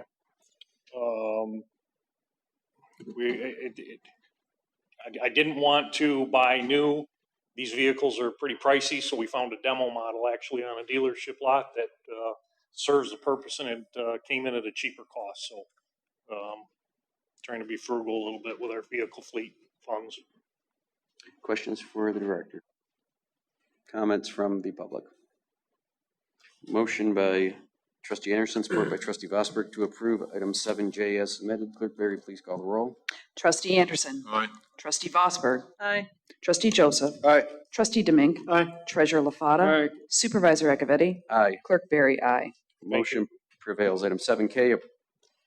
Item 7K is to approve a request from the Department of Public Safety to repair aging windows on Fire Department Station 3 glass garage doors for $6,900 from GL number 205-336-931-000.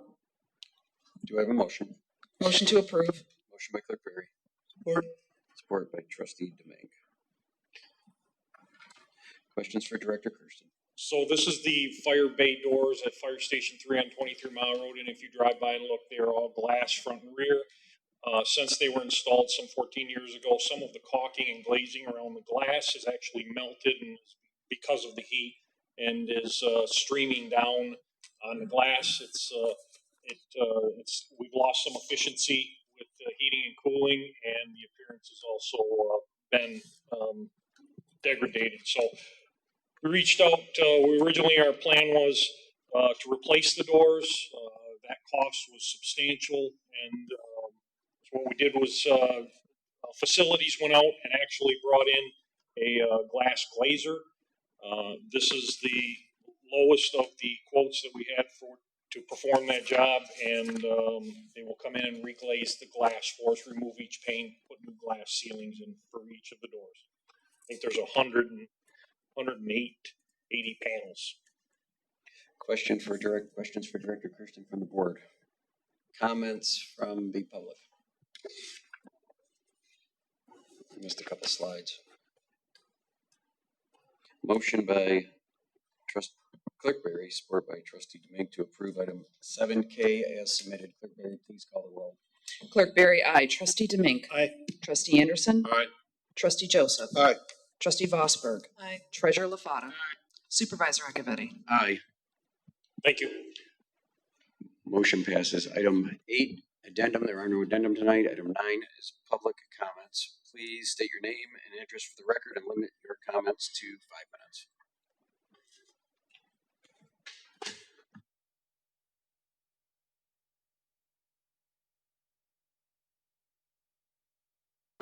Okay. I was kind of disappointed in this vote you just had on the bridge. People have a responsibility to essentially know what you're voting on. And to just arbitrarily say, I'm going with the wood bridge without even realizing the items in back of it that should support it, like Treasurer LaFata did. You're not doing this township a favor by doing that, just sitting up there and voting, because, you know, I'm with Dan, but I think you owe a bigger responsibility in performing your duties to what you're doing right now. Beyond that, I wanted to talk about, I sent an email to Supervisor Acciavatti last week, I guess, week before, about the fish habitat going in to the Brandenburg Park. Problem I have with it, really, is the fact that you're taking 700 feet, or better than 700 feet, of very nice lakefront, turning it over to a fish habitat that would never be able to use for swimming or the people in this township to use for swimming. I sent pictures along with that email showing the same days, and I went a number of days into New Baltimore, and I could hardly find a place to park, let alone get to their beach. At the same time, go back to our park, and there were probably 2, maybe 3 tables of people in that whole park. The only thing that park was being used for was the people with the boats to launch their boat and then park their cars. Other than that, there were days there were probably more employees doing the lawn and the people that taking the tickets at the park than there were other people there. It's a beautiful park. It's not used. The reasons it's not used because people can't get there and swim. You opened up the kids' splash pad park or whatever it is about 4 or 5 days ago. There's been kids there every day. So it kind of tells you what would happen if you develop that for swimming. Now, putting that fish habitat is going to permanently close that off for any possibility of that, because now the Corps of Engineers will, and the DNR will have a say in what you can do there. I put an option in there that they're going to be doing the marsh, dredging out the marsh. If you can work with the Corps of Engineers, once the marsh is dredged, take that fish habitat, put it in the marsh. They'll welcome it there. It's a good place for it. Fix your seawall and be done with it, and leave it open so that the people of this township can enjoy that park the way it should be enjoyed, not turn it over to the Corps of Engineers and the fish habitat. You got 50 miles of Anchor Bay out there. They could put a fish habitat, or they could put it in the marsh, Salt River. I understand you're talking with them to do some dredging along the property you're buying, the Hooker Road property, or whatever you want to call that. There's 2 areas that you could have that fish thing put in there, and it would help them. I wish somebody would consider that. Somebody would take this under their wing and at least look at that. Or as I said, poll the people, a legitimate poll, and see if they'd rather have a fish habitat or have an area developed for swimming. Thank you. Any further public comment?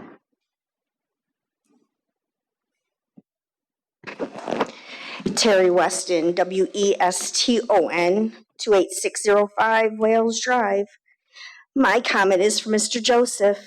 I would ask you to please refrain from bashing me over social media and Facebook platforms. Yes, I am running for trustee. And you don't even know me. You know nothing about me, but I do know about you. I know about your voting record. I'm also aware that you will get the last word. So I'm going to go on the record and say, I'm not a whack job. I'm not a peach. I'm not unhinged. I'm not a psycho. I'm not a character. I served my country honorably and proudly for 23 years. And I just retired about 20 months ago. And I did not serve my tour from behind the desk, as you have insinuated. Are you ashamed of your voting record? The main reason why I'm running is to support the citizens of Chesterfield Township. I plan on lowering water rates, focusing on taxes, and bringing ethics back to this board. I understand why you're bashing me, because I see right through you. You dislike women and you dislike veterans, and it's quite apparent. And as far as my photos of me, I'm appalled. I'm appalled at the comments that you make about my pearls are what nightmares are made of. you really need to reconsider who your friends are on your social media platforms, because what you're saying and doing is coming back to me. Again, I'm not a nightmare, but I can be. I will not stand for the bullying, the berating, and the disrespect. So let's get back to the basics and put the people of Chesterfield Township, Michigan first.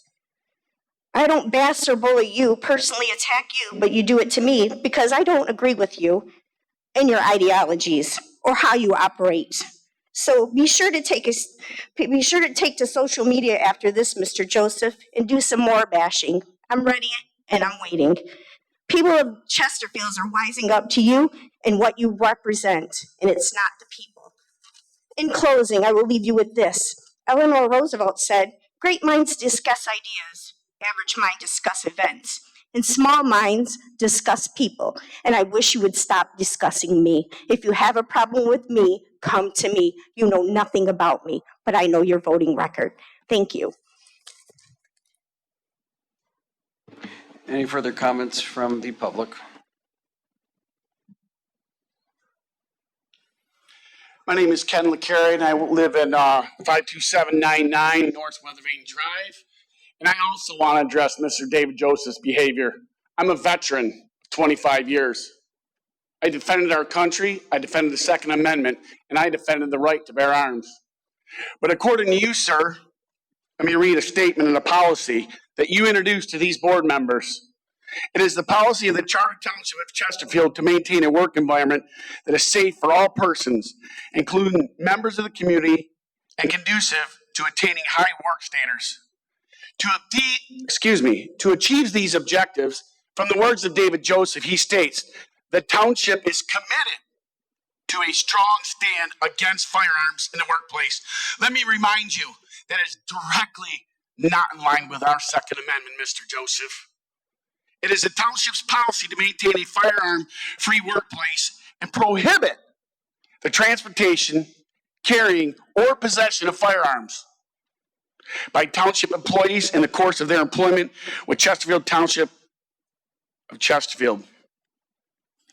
I want to know why Hank Anderson and Paul LaFata backed you on this, but yet your board members, Clerk Berry, Supervisor Acciavatti, Trustee Vosberg, and I apologize, Trustee Demink, thank you.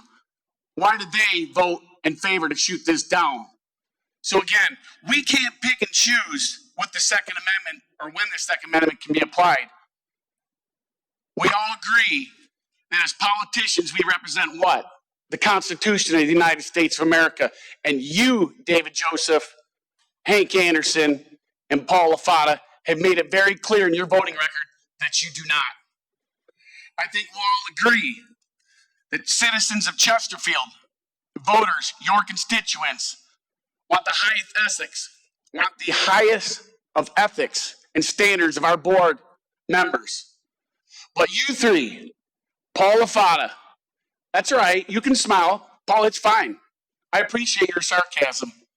David Joseph and Hank Anderson, with your smirk too, I do appreciate it. Let me quote Hank Anderson.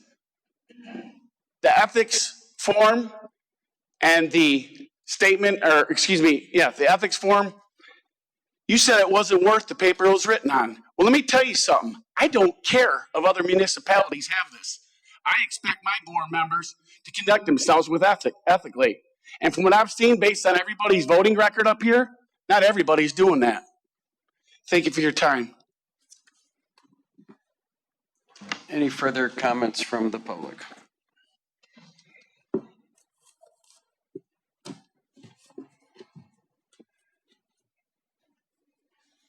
I can tell this is an election year. Good evening, Township Board and Township Board and Township residents. My name is John Spica, and my address is 53978 Connor Drive, Chesterfield. Elected officials need to lead by example. It's a simple concept to follow and the right thing to do. It seems to me that many of our elected officials on the township board seem to have an issue with leading with example. As residents of this township, we should never settle for okay in our elected officials. We should demand excellence from our elected officials. After all, everybody that sits on the township board works for us, the residents, the taxpayers. We, the taxpayers, own the seats that they sit in, the building we're in, and the mic I'm speaking in. Our trustee makes $10,850. Our supervisor is at $94,971.24 plus benefits. Our part-time clerk is at $84,359.93, and our treasurer is at $84,359.93 plus benefits. They're all very well compensated by us, the taxpayers. Now it's election time, and as residents, it's our civic duty to do a job performance evaluation on each and every one of these individuals. My question is, do each of them deserve to be re-elected for another 4 years? Did each of them do the job that they were elected to do? I ask every resident in the township to remember when they vote on August 4th and November 3rd, here's a few things that I've observed from the township board personally. This board on June 9th passed a code of ethics and values. This deals with elected officials being ethical, trustworthy, truthful, dependable, and impartial. I supported the code of ethics 100%. Where the issue lies, it looks great on paper and it sounds great to the residents. But there are no consequences of any sort or disciplinary action written into the code of ethics if an elected official is caught doing anything that violates the code of ethics. It sounds great on paper during an election year. The one thing that I've noticed is they're great at deflection and pivoting. This is an example of deflecting and pivoting. If the board was serious about the code of ethics, they would have included serious consequences for any violation to the code that they supposedly believe in. 2, in regards to the cell phone tower, this is a huge issue in the township. I want to thank the ZBA personally for making the right decision and listening to the residents. I agree with the decision that the ZBA made in favor of the residents. Getting back to the cell tower, let's remember this board violated its own rules by not holding a public meeting to determine if the residents ever wanted to lease a property, and 2, the location of the cell tower. A 120-foot cell tower on a residential fence line, a terrible location. This vote was, in my opinion, a dereliction of duty on the elected officials. How do you violate your own board rules, not go out and talk to the residents, and how do you not walk and survey the property where a 120-foot tower is going to go, unless you want to slide something through without the residents knowing about it? Are these the type of individuals that we want as our elected officials? 3, this is the same board that tried to limit the time a resident can speak at this podium from 5 minutes. 30 seconds, sir. 5 minutes to 3 minutes. It never passed, but they tried to take away the right to speak, our right to speak at the mic that we own. Now I ask each and every one of you, when is enough enough? I say it's time to re-elect new leadership in this township and give the residents what they deserve. And then the other thing that I want to mention too is one of our residents brought up about the Second Amendment. All done, 5 minutes. I'd like to ask council for their own personal opinion 5 minutes. on what they told the board on the Second Amendment. All done. I guess that's limiting my time, right, as a resident? It's the board rules, sir. Right. I'm just here to enforce That's right. That's the same rules that you guys tried to make for 3. Any further public comment? Hi there. Marshall Knapp, 47,921 Jefferson since 1992. When this board was elected 4 years ago, I thought we had it together with an all-Republican board. It seems we have some factions. After listening to the ladies from the Plant Moran at the last meeting, on the surface, it would seem as if we had it together. According to the audit, we should be congratulating ourselves. Not so fast. Most of the arguing stems from how to spend the township money, understandably so. I left St. Clair Shores because of what I see as wasted money with 3 school systems in a relatively small community. Although I do think, other than that, there was a good bang for the tax buck down there. Good police, good fire, parks, and roads. Here's where I'm starting to see a problem. I see our taxes, my taxes, as reasonable if we get a good bang for our tax buck. We have a couple horrible sections of road. 23 Mile over by the railroad tracks is one of the worst sections in Macomb County. Also a small section of Cotton Road just west of Sugar Bush, to name just a couple of sections. We rebuilt the bridge over the Salt River, but we didn't figure out the bike path / walkway south of the bridge. How did that happen? What happened there? We're putting a paddle park and spending a ton on Brandenburg with a joint project with the DNR. The maintenance costs alone are going to be an additional 4,000 to 6,000 man hours a year plus. I do understand the seasonal help theory. Josh, a fine job. And I do like the nice parks. With all the money being spent on parks and maintenance and all the growth in the community, I hear Mr. Acciavatti wants to cut the public safety budget again. On my way here from Jefferson, up Cotton Road, and down Sugar Bush, I noticed about 6 pieces of yellow equipment. Mr. Acciavatti, your family is in the excavating business. Yellow equipment means growth, building, and progress. Look at all the building on Gratiot north of 23 Mile.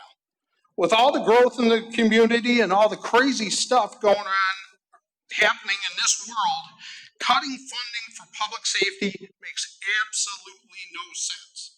This is also why I support Hank Anderson, David Joseph, and probably the smartest guy in the room, Paul Lafata, as voice of reason on this board. Thanks for your time. Any further public comment?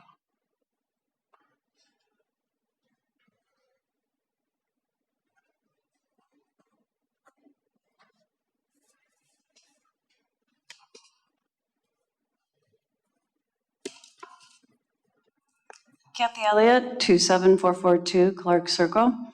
I want to talk to you about a situation back in 2015 where David Joseph invited me here to this room. It was to do a new nonprofit called the Friends of Chesterfield Police Department. It was a very worthy cause, and I wrote a check that day to kind of show everybody that I supported that cause. I was a little bit disappointed here recently to see that there has been a marketing campaign, and I thought that marketing campaign would have been to support the Friends of Chesterfield Police. That would have been a great fundraiser for them, and I was disappointed to see that it was not used that way, especially in a year where we had to cancel their fundraiser. Thank you. Any further public comment? Let's bring it up to the board. Trustee Anderson. Well, thank you. First thing I want to talk about is the item D, the closed circuit checking of the our sewer lines. I see where the engineering firm, one of my favorite ones, is charging $16,000 to do it. The entire project will be $400,000 projected. I did vote to move forward with this grudgingly because they're claiming they're going to do 117,000 feet of our sewers, and that's for our residents' benefit, hopefully. I am kind of disappointed when the question was brought up, what did the SAW grant of a few years ago say about this in AEW? Did they look at it? And unfortunately, our people couldn't give us an answer there. Is it redundant, the same, more expensive? The bridge. heard somewhere there's a bridge out there now allegedly had a 40-year lifespan, and it's lasted about 26 years. So I voted for the 40-year wooden bridge because in 26 years, most of us will probably be gone, and it'll be another board to worry about it. It's obvious that it's political season. Welcome candidates. The only reason I'm going to bring this up, I like to take the high road, not get in the wallow and swill with certain people in their talks. But one of the candidates who spoke mailed a report card to your home. And this is it, if you received it. Mr. Joseph and I, obviously, we're going to get recycled or something. We'll have to go to summer school because we were all given Fs. We didn't get a D. Two other board members up here had straight A's or A pluses, the other two board members. I feel kind of sad whoever supplied this candidate with the information. One of the points here is that Mr. Joseph and I voted to award a no bid contract for over $187,000 to a quote preferred end of quote township vendor that occurred in the December 4th, 2017 meeting. If you go to the agenda or the minutes for that meeting, that terrible thing that Joseph and I did, you'll find out that Ms. Fosberg made the motion to approve that. Mr. Joseph seconded it. All four of the trustees voted for it. You cited another one, and I'd like to know who your source is, if you've done your own research or not. You talked about we voted against taxes. Again, the two F students, Mr. Joseph and I. The date you cited, if you go to that, yes, we did vote against taxes, a tax break for Arnold Tool Company. And you want to know the reason why? Because Arnold Tool failed to do their paperwork to get a tax abatement in a reasonable amount of time. They approached the township assessor and they found out, no, you don't qualify, you didn't follow the time constraints. It involved our attorney for the township who also reinforced that the time elements were not made. The board, certain members of the board, not the entire board, created a resolution, consequently voted 4-3 on it with the same, my failing partner here in Mr. LaFata voted against it. The other four board members voted yes on that to give them the tax break, like you say, to ask the state tax tribunal to entertain a tax break for that company. Now, if you take the time and look at, and anyone here or listening, when you vote, if you haven't voted already, take the time to go to the county site and look at who is funding your candidate. I'll give you an idea. Who's giving the money? Well, if you go there, you'll notice that 3 of the 4 people that voted for it received donations from somebody whose name appears with that company. So, to your points, I feel kind of bad for you, whoever it was. If you did your own research, I'll say nothing. God love you. If somebody's feeding you this stuff, you better question it. I really like the next one, the latest one that came out, the award on ethics, which, Mr. McCarty, I agree with you. I wish we did live by it. It's not enforceable. There's no measures. And you already heard that, but I guess, maybe you can't comprehend that, but that's your issue. I can't see your Facebook, and it's unfortunate we live in a social media, which that takes place of reality where people can't come and send you a letter or something. But again, as I said 2 weeks ago, keyboard warriors, they can sit at home, attack people. And I've never talked to either of you two. And I really have no interest in doing it. But they can sit and probably drag family members in because that's the speed they do. I'm almost done here. Firearms. Sir, you are a one-tune singer. Yeah, you and your firearms. I don't know where you come from with the idea about firearms. I don't know if you have a CPL. The last time I saw anything from you, you were just joined the NRA, I think, and I believe you were talking about getting a CPL, and that was a while ago, not that long ago, and I haven't looked at your site anymore. For your record, sir, I had quite a bit of experience with firearms in law enforcement. Happen to have this. I don't know if you got one yet, lifetime membership of the NRA. I strongly support responsible weapon ownership. There are people out there that do not agree with you. And you know what? I respect their opinion too. There are people out there who have children who are kind of worried about firearms. So that's a personal choice. And if I'm condemned, and I think one time you turned to rhinos, I guess it'd be better than a rhino than to be a hyena in the jungle. And with that, I wish everybody a good contest and a good election here, and take care. Trustee Joseph. Thank you, Mr. Supervisor. I'll try to answer as quickly as I can. There were a lot of comments tonight. I'll start with the simplest one. Treasurer LaFata's opponent, Ms. Elliott, we're pulling all in the same direction. I believe we still are as it relates to the Friends of Chesterfield Police and our mutual admiration for the Public Safety Department. The issue about a good fundraiser for Friends of Chesterfield Police is very difficult because if you were at the initial meetings, and I think you may have even been involved in the committee, we drafted bylaws, and the bylaws specifically talk about political action. And so the ability to turn this into a fundraiser was something that I actually talked with the Friends of Chesterfield Police president, Mr. Thomas, and the executive board. If you recall, the starting of that committee, that 501 took place at a time when our township was deeply divided, and it had a lot to do with millages and failed millages. And one of the great things about that committee is that we brought the community together. We had Democrats, we had Republicans, we had people that supported that millage and people that didn't support that millage, and we came together for what we knew to be a necessary element. We identified some goals, but most importantly, what we wanted to do was to leave the Friends of Chesterfield Police an apolitical group. So there was really no way to talk about some of the things that Mr. Knapp talked about, because a lot of the Friends are disappointed that the public safety budget was cut last year. And rather than, there's a lot to talk about tonight, and we will have a public hearing on the funding and why some members believe that cutting the rate is not a defunding and why others do. That's a separate public hearing, and I look forward to that. But in terms of turning an issue that I think is critical for the residents, it's the primary reason I ran the first time I ever ran. So you're right. I was proud of the support that you offered to that organization, and I'm still proud of the support that you offer those brave men and women in the police department. So in terms of making it a fundraiser for the Friends, it really was an issue that was sort of discussed, and the better cooler heads thought it could very easily become a divisive political issue, and the founding sort of bylaws of that organization dictate that we stay apolitical. So I hope I answered that question for you. The first, the comments I think you answered already. I do not know you, Ms. Watson. I don't know anything about you. Okay, thank you. You've already spoke. I don't know you. You're exactly right. And all I really know about you, two things. One, those pieces that you put out that involve pictures of board members that I'm proud to say I had conversation with that have nothing to do with you.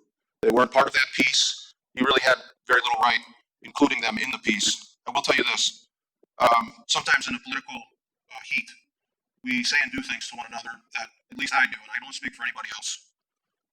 Without question, every member of this board I know, and I feel like they are on some level in my corner if I was really up against it. If my daughter needed something, and she has, Domingue's niece needs something, I have no doubt that every member of this board, with one exception, one is just purely treacherous, but every member of this board, I feel, despite anything that's been said or done, I could call them as a human being and say, I need your help. And all of this political wrangling would go right out the window. So appearing on a piece that this goofy thing you perpetrated was inappropriate. And it wasn't something that any of us would do to each other, despite the fact that we are most often at odds over the last 4 years. It's just a very despicable thing. So I don't know you. I will say this, and I thank you for your service to this country. So the other issue that I wanted to touch on, Mr. Kadich, was the fish habitat. And I don't know that we're going to get an opportunity to weigh in on that much more. The decision has kind of been made, and as I said in previous meetings, I think personally I was interested in a beachfront. We've had that discussion, and I've satisfied with the presentations that were made that it was not a doable project from that standpoint. So we are now in a place where I think we're obligated to make the best possible site for the residents. Again, I had an opportunity to weigh in on that, and it didn't go my way. As we move forward, I'm committed to making it the best project it can be. So that's really all I can do. The last thing, and it really comes from the emptiest tin can, which, as we know, makes the loudest noise, is the issue about the Second Amendment. And I'd like to tell you the history on this. It was approximately February 2018. The HR manager sent an email to the entire board asking us for direction regarding a firearms in the workplace issue. The email went to the full board as well as the police chief. The emails that circulated were clear that we had some ambivalence with regard to how handguns in the workplace were to be handled. The police chief recommended at that time that probably would be a good starting point, and he took some issue with the lack of understanding about what caliber of weapon, what size of weapon could be carried in the workplace. He suggested that we talk to our insurance carrier and find out what coverage we may or may not have. The treasurer LaFada did a great job. The board decided we would get an opinion from our insurance carrier, which we did. The insurance carrier came back and said basically absolutely zero coverage for any employee carrying a firearm in the workplace other than your sworn police officers. Because of the ambivalence, and there was some significant ambivalence, a motion was brought forward regarding firearms in the workplace. That policy addressed the concerns that were illuminated by our HR manager, our police chief, and our insurance carrier. So if you go back and you look at the meeting, you will see all of the emails that I'm referencing were part of the agenda packet. They're all in there for any resident to see. The emails from the chief, the insurance carrier, these were all documents that were provided to the board and the public in our deliberations. The motion involving the firearms in the workplace was drafted with every effort to prevent any encroachment on the Second Amendment. What I mean by that is it was based on Michigan compiled law. And MCLA 123-1103 talks specifically about permissible regulation by local government. The policy took the language out of MCLA 123-1103, and it used it verbatim in the policy that we presented. Significant to note that that MCLA provision has been challenged in the state's highest court, and the court ruled that the ability for the employer, especially local government, to limit firearm use carry in the workplace was within the framework of the Constitution. It had already been established and determined. So we brought the proposal forward, and Mr. Acciavatti, I went back and I watched that meeting, and I would encourage you to do it because it was one of the most contentious meetings and also one of the most diplomatic meetings. There was widespread opinion, and it was orderly. And in our closing comments, each of us stated what a good meeting it was, and that's the best you can hope for. It was a 4-3 vote, but everybody was heard and everybody was respected. There was no, some of the meetings we've had of late. There was none of that. It was a great meeting. Subsequent to that, the supervisor, our HR manager, conferencing with our labor attorney, it was determined that workplace and work rules are statutorily afforded the supervisor. He is the day-to-day operations guy. All staff in this building report to him. The work rules were afforded his discretion, and the work rules were implemented without a revisit of this, and they are currently work rules that afford a township employee to carry a firearm open or concealed, provided that they remain in compliance with Michigan compiled law. As it relates to the Second Amendment, and keep in mind that our policy affords open or concealed, I would like the board to please take a look at this picture. Mr. McCarr, I want you to zoom in on this, okay? And if you see this picture, no, I didn't ask you to approach me, sir. Sit down, please. You have a zoom feature on your camera. Sit down. No back and forth.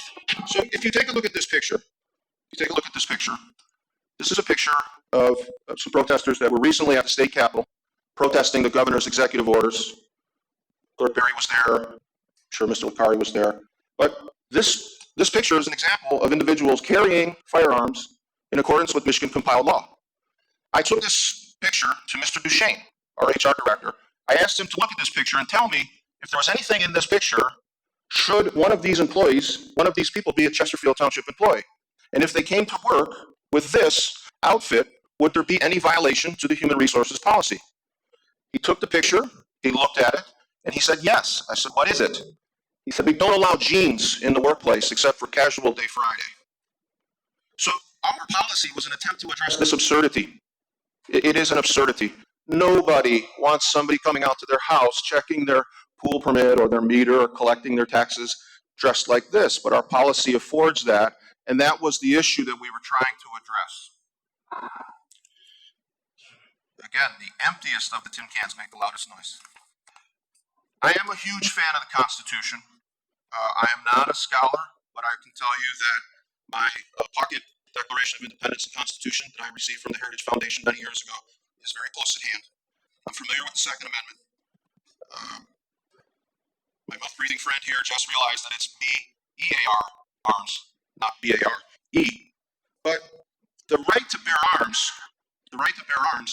Please, do the best you can and not have any back and forth or heckling.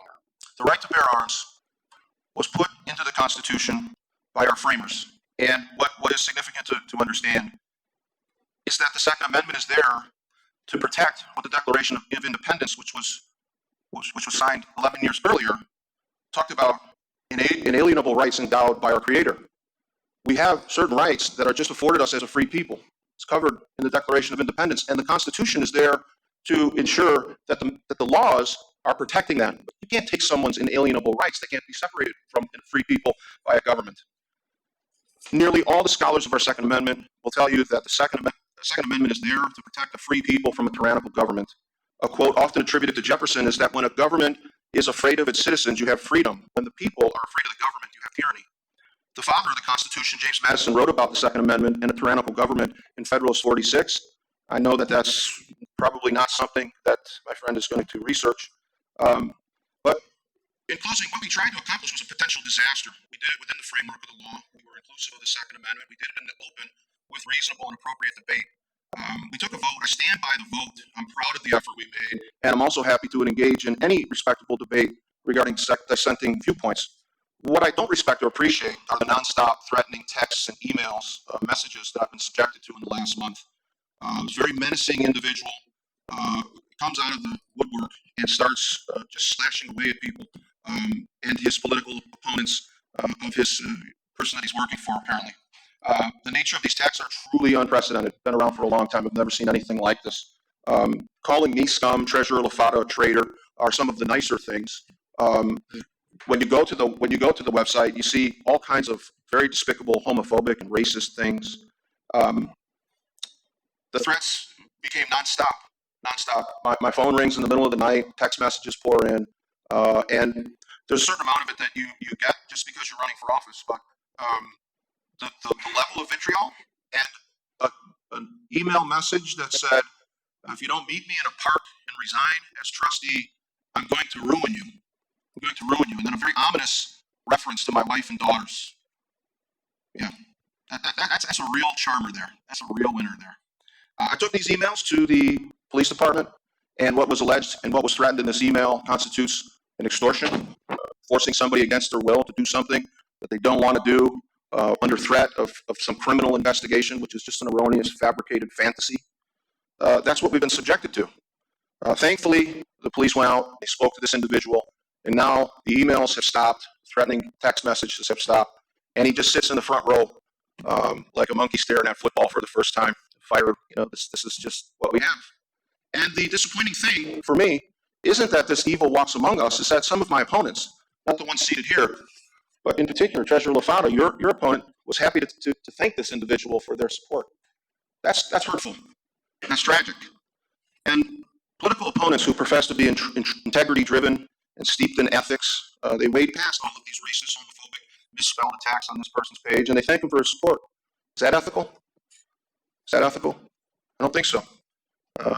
I will say this, I'm grateful for the ridiculous piece that was sent out with fellow board members that I've served with, one for 8 years, another that I've been friends with for over 20 years. And when I called them and said, listen, without waiting to hear from them, I called them both. I said, I know you had nothing to do with this piece, and I know we're a little chippy. We got some issues with signs and a couple of things I wish I hadn't said, and gave me the opportunity to apologize to Trustee Domingue. And it brought us really together in at least a respectable way. We're here until November, no matter what. Not sure what happens in August. We have some very big issues to be talked about. And I'm proud of the work that we've done, and I'm hopeful for the work that we will do. And I'll try not to let these bottom-feeding type attacks weigh on me too heavily. I spoke too much now. I'm going to wrap it up. But I am very, very honored to be running for office with two gentlemen that I just believe are the greatest people I think I've ever met. I'm proud of them, and I'm looking forward to August 5th. Thank you. Trustee Vosper. Thank you, Mr. Supervisor. I have a public service announcement that I would like to make, and that is since 1971, I've been an income tax consultant, and this is the first time ever that in July, I want to remind everyone that you have less than about a little over 26 hours to either file your tax return or an extension if you haven't already done so. Thank you. Trustee Domingue. Just a couple of things to you gentlemen who addressed about the roads. So all the roads are taken care of by Macomb County. The township has no jurisdiction over the roads. It comes up every time it's snowplow season. So any of the roads or the problems with the roads, that's all by the road commission. I mean, we can call people, but the township has nothing to do with the roads. They're all owned by the county of Macomb. Yeah, you can't answer me back. I'm just going to let you know on that. If you have any other questions, contact me or the supervisor might even touch more on that. He's a little more informed on that. Second thing is, yeah, it's political season. There's no doubts about that. There's been two recent pieces of literature propaganda that have been put out. One is my picture was on something with my name. I didn't know anything about it, nor did I fund it or have anything to do with it. I didn't know about it until I got a call on Friday morning. Second one was regarding the police department. So some people know what my career is in that I've supported Chesterfield Police for a long time, since I've been on this board since 2004. Back in the late 80s and early 90s, Chesterfield Township did not have an evidence technician team, and they called the county for evidence technician services. And I was one of those guys that did it. Between the late 80s and early 90s, I processed 3 homicide scenes in Chesterfield Township. One was a robbery murder of a gas station attendant at Gratiot 25. One was another murder at Chesterfield Ford Trim Plant. Another one was a murder robbery of an elderly couple on Collins and Sass. Probably the one that's going to remember it is Director Kirsten, because he's old time like me. The one on Collins and Sass, myself, Officer Bill Belfer from Chesterfield Township, Trooper Scott Sheets, myself, and Elizabeth Darga, who is now the undersheriff for the county, apprehended the guy at Jefferson and Fish Creek. We ended up going back and processing these scenes. All this evidence was turned over to Chesterfield. They had their own detectives. I worked with these guys for a lot of years, and I've supported them since then, just like now. In my 16 years up here, I've always supported if they need training, what kind of schools, any type of equipment. Prior to Mr. Anderson being up here and Mr. Joseph with his juvenile stuff, a lot of the board members would come to me, like when they wanted to buy a total station, which was used to redo accident scenes. Other board members, hey, Domingue, what about this? You got the law enforcement career. I supported the guys. The guys are still friends. Like I said, I've got 43 years in law enforcement. I work with guys from Chesterfield and all over. So I will support the guys. I always have supported the guys. That's all I have to say. Thank you. Thank you. I'll make my comments very brief this evening because I know it's getting late. There's also been a couple of comments or questions that have come into the clerk's office asking if passport services or any other service requests are going to be impacted by the election. Traditionally, we have shut down passport processing during certain periods in an election year. We are not planning to do that with the exception of maybe a couple of days. Please watch the website for any updates regarding changes as they relate to passport processing. We will not, there's not a scheduled shutdown for any long period of time as there has been in the past for a number of reasons. One, we had a considerable shutdown with regards to passport processing because of COVID, and we are hoping to help people facilitate the processing of those passports now that they weren't able to do in the months prior. Also, we have a fully staffed, exceptionally staffed elections department now that can handle all of the election-related requests that will still allow our full-time clerk's office employees to handle passport processing, as well as some additional, we've added some additional passport certified individuals in our department. So we do not anticipate there being very much service disruption with regards to passports this year, which is one change that we've been very happy to announce. If there are any election-related service requests that you have, please feel free to come into the township offices. If you are not wearing a mask, we are going to assume that you qualify under one of the exemptions. We will do everything within our power in the elections department to ensure that every single person has the opportunity to exercise the right to vote. So please do not let it dissuade you. If you do have a disability or one of those other exemptions, the clerk's office, if you will call us in advance, the elections department will ensure that your service request will be handled, whether it is an application for an absentee ballot, whether it's the ballot itself, or whether it is voting in person. We will ensure, we have taken steps and put in protocols in place with the coordination of the Bureau of Elections in order to ensure that every person in Chesterfield who wants to vote in August or November is afforded that opportunity. Even if you are not currently registered, we can certainly help facilitate your registration as well. So please do not hesitate to contact us regardless of what you think perhaps your limitation may be or what your concerns are. We in the Elections Department in the Clerk's Office do have some operating procedures to address any of your concerns. Thank you so much. Treasurer LaFava. I started coming to the township board meeting sometime in early 2014 after I retired. Read articles in The Voice and complained to my wife, and my wife says, well, why don't you go to the meetings? Why don't you take part? So I did. Came about 2015 after 2 millages for the police department failed. There was a police moratorium. I took part in it. I did a lot of research. All the way back then, Director Kirsten wasn't director back then, but I sent him an email. I said, after all the research I did, I said, why don't we create a special assessment district? I still have a copy of that email. I'm sure that Director Kirsten did. Well, nothing happened. there was a transfer of 3.5 from the general fund. Well, that general fund money was running out, and I was lucky enough to get elected into office. I took the projections. There was a Plant Moran study made. Plant Moran study said that the police department was going to run out of funds and something needed to be done. It showed diminishing funds all the way through 2024. So again, I fight to get a special assessment district created to the point where I got thrown out of our supervisor's office because I told them, you're procrastinating, there is no time left. Shortly after it's approved, the supervisor decides to reduce the millage rate by 0.5, which I can't understand why, other than it's a political move, because Plant Moran, when I conferred with them, says that we need to have a good fund balance in case we get into an issue like 2008 downturn, which the supervisor, again, at our last budget meeting, said he was fairly confident that there wasn't going to be another downturn, which we have a pandemic and we have a downturn. That's just a little history on our public safety department and how it really occurred. And there was a witness to me getting thrown out of the office, and he's sitting in his room, but I won't go that far.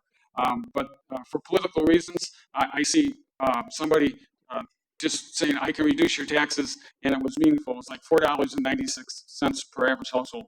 But when somebody fights for something and makes it happen, and then somebody else takes it and rips it apart, you don't call that ethical, and you don't have, and the person that does it has no integrity. Don't give somebody self-integrity. Self-integrity, you don't self-proclaim it. Leadership, you don't clone yourself with leadership. You prove your leadership.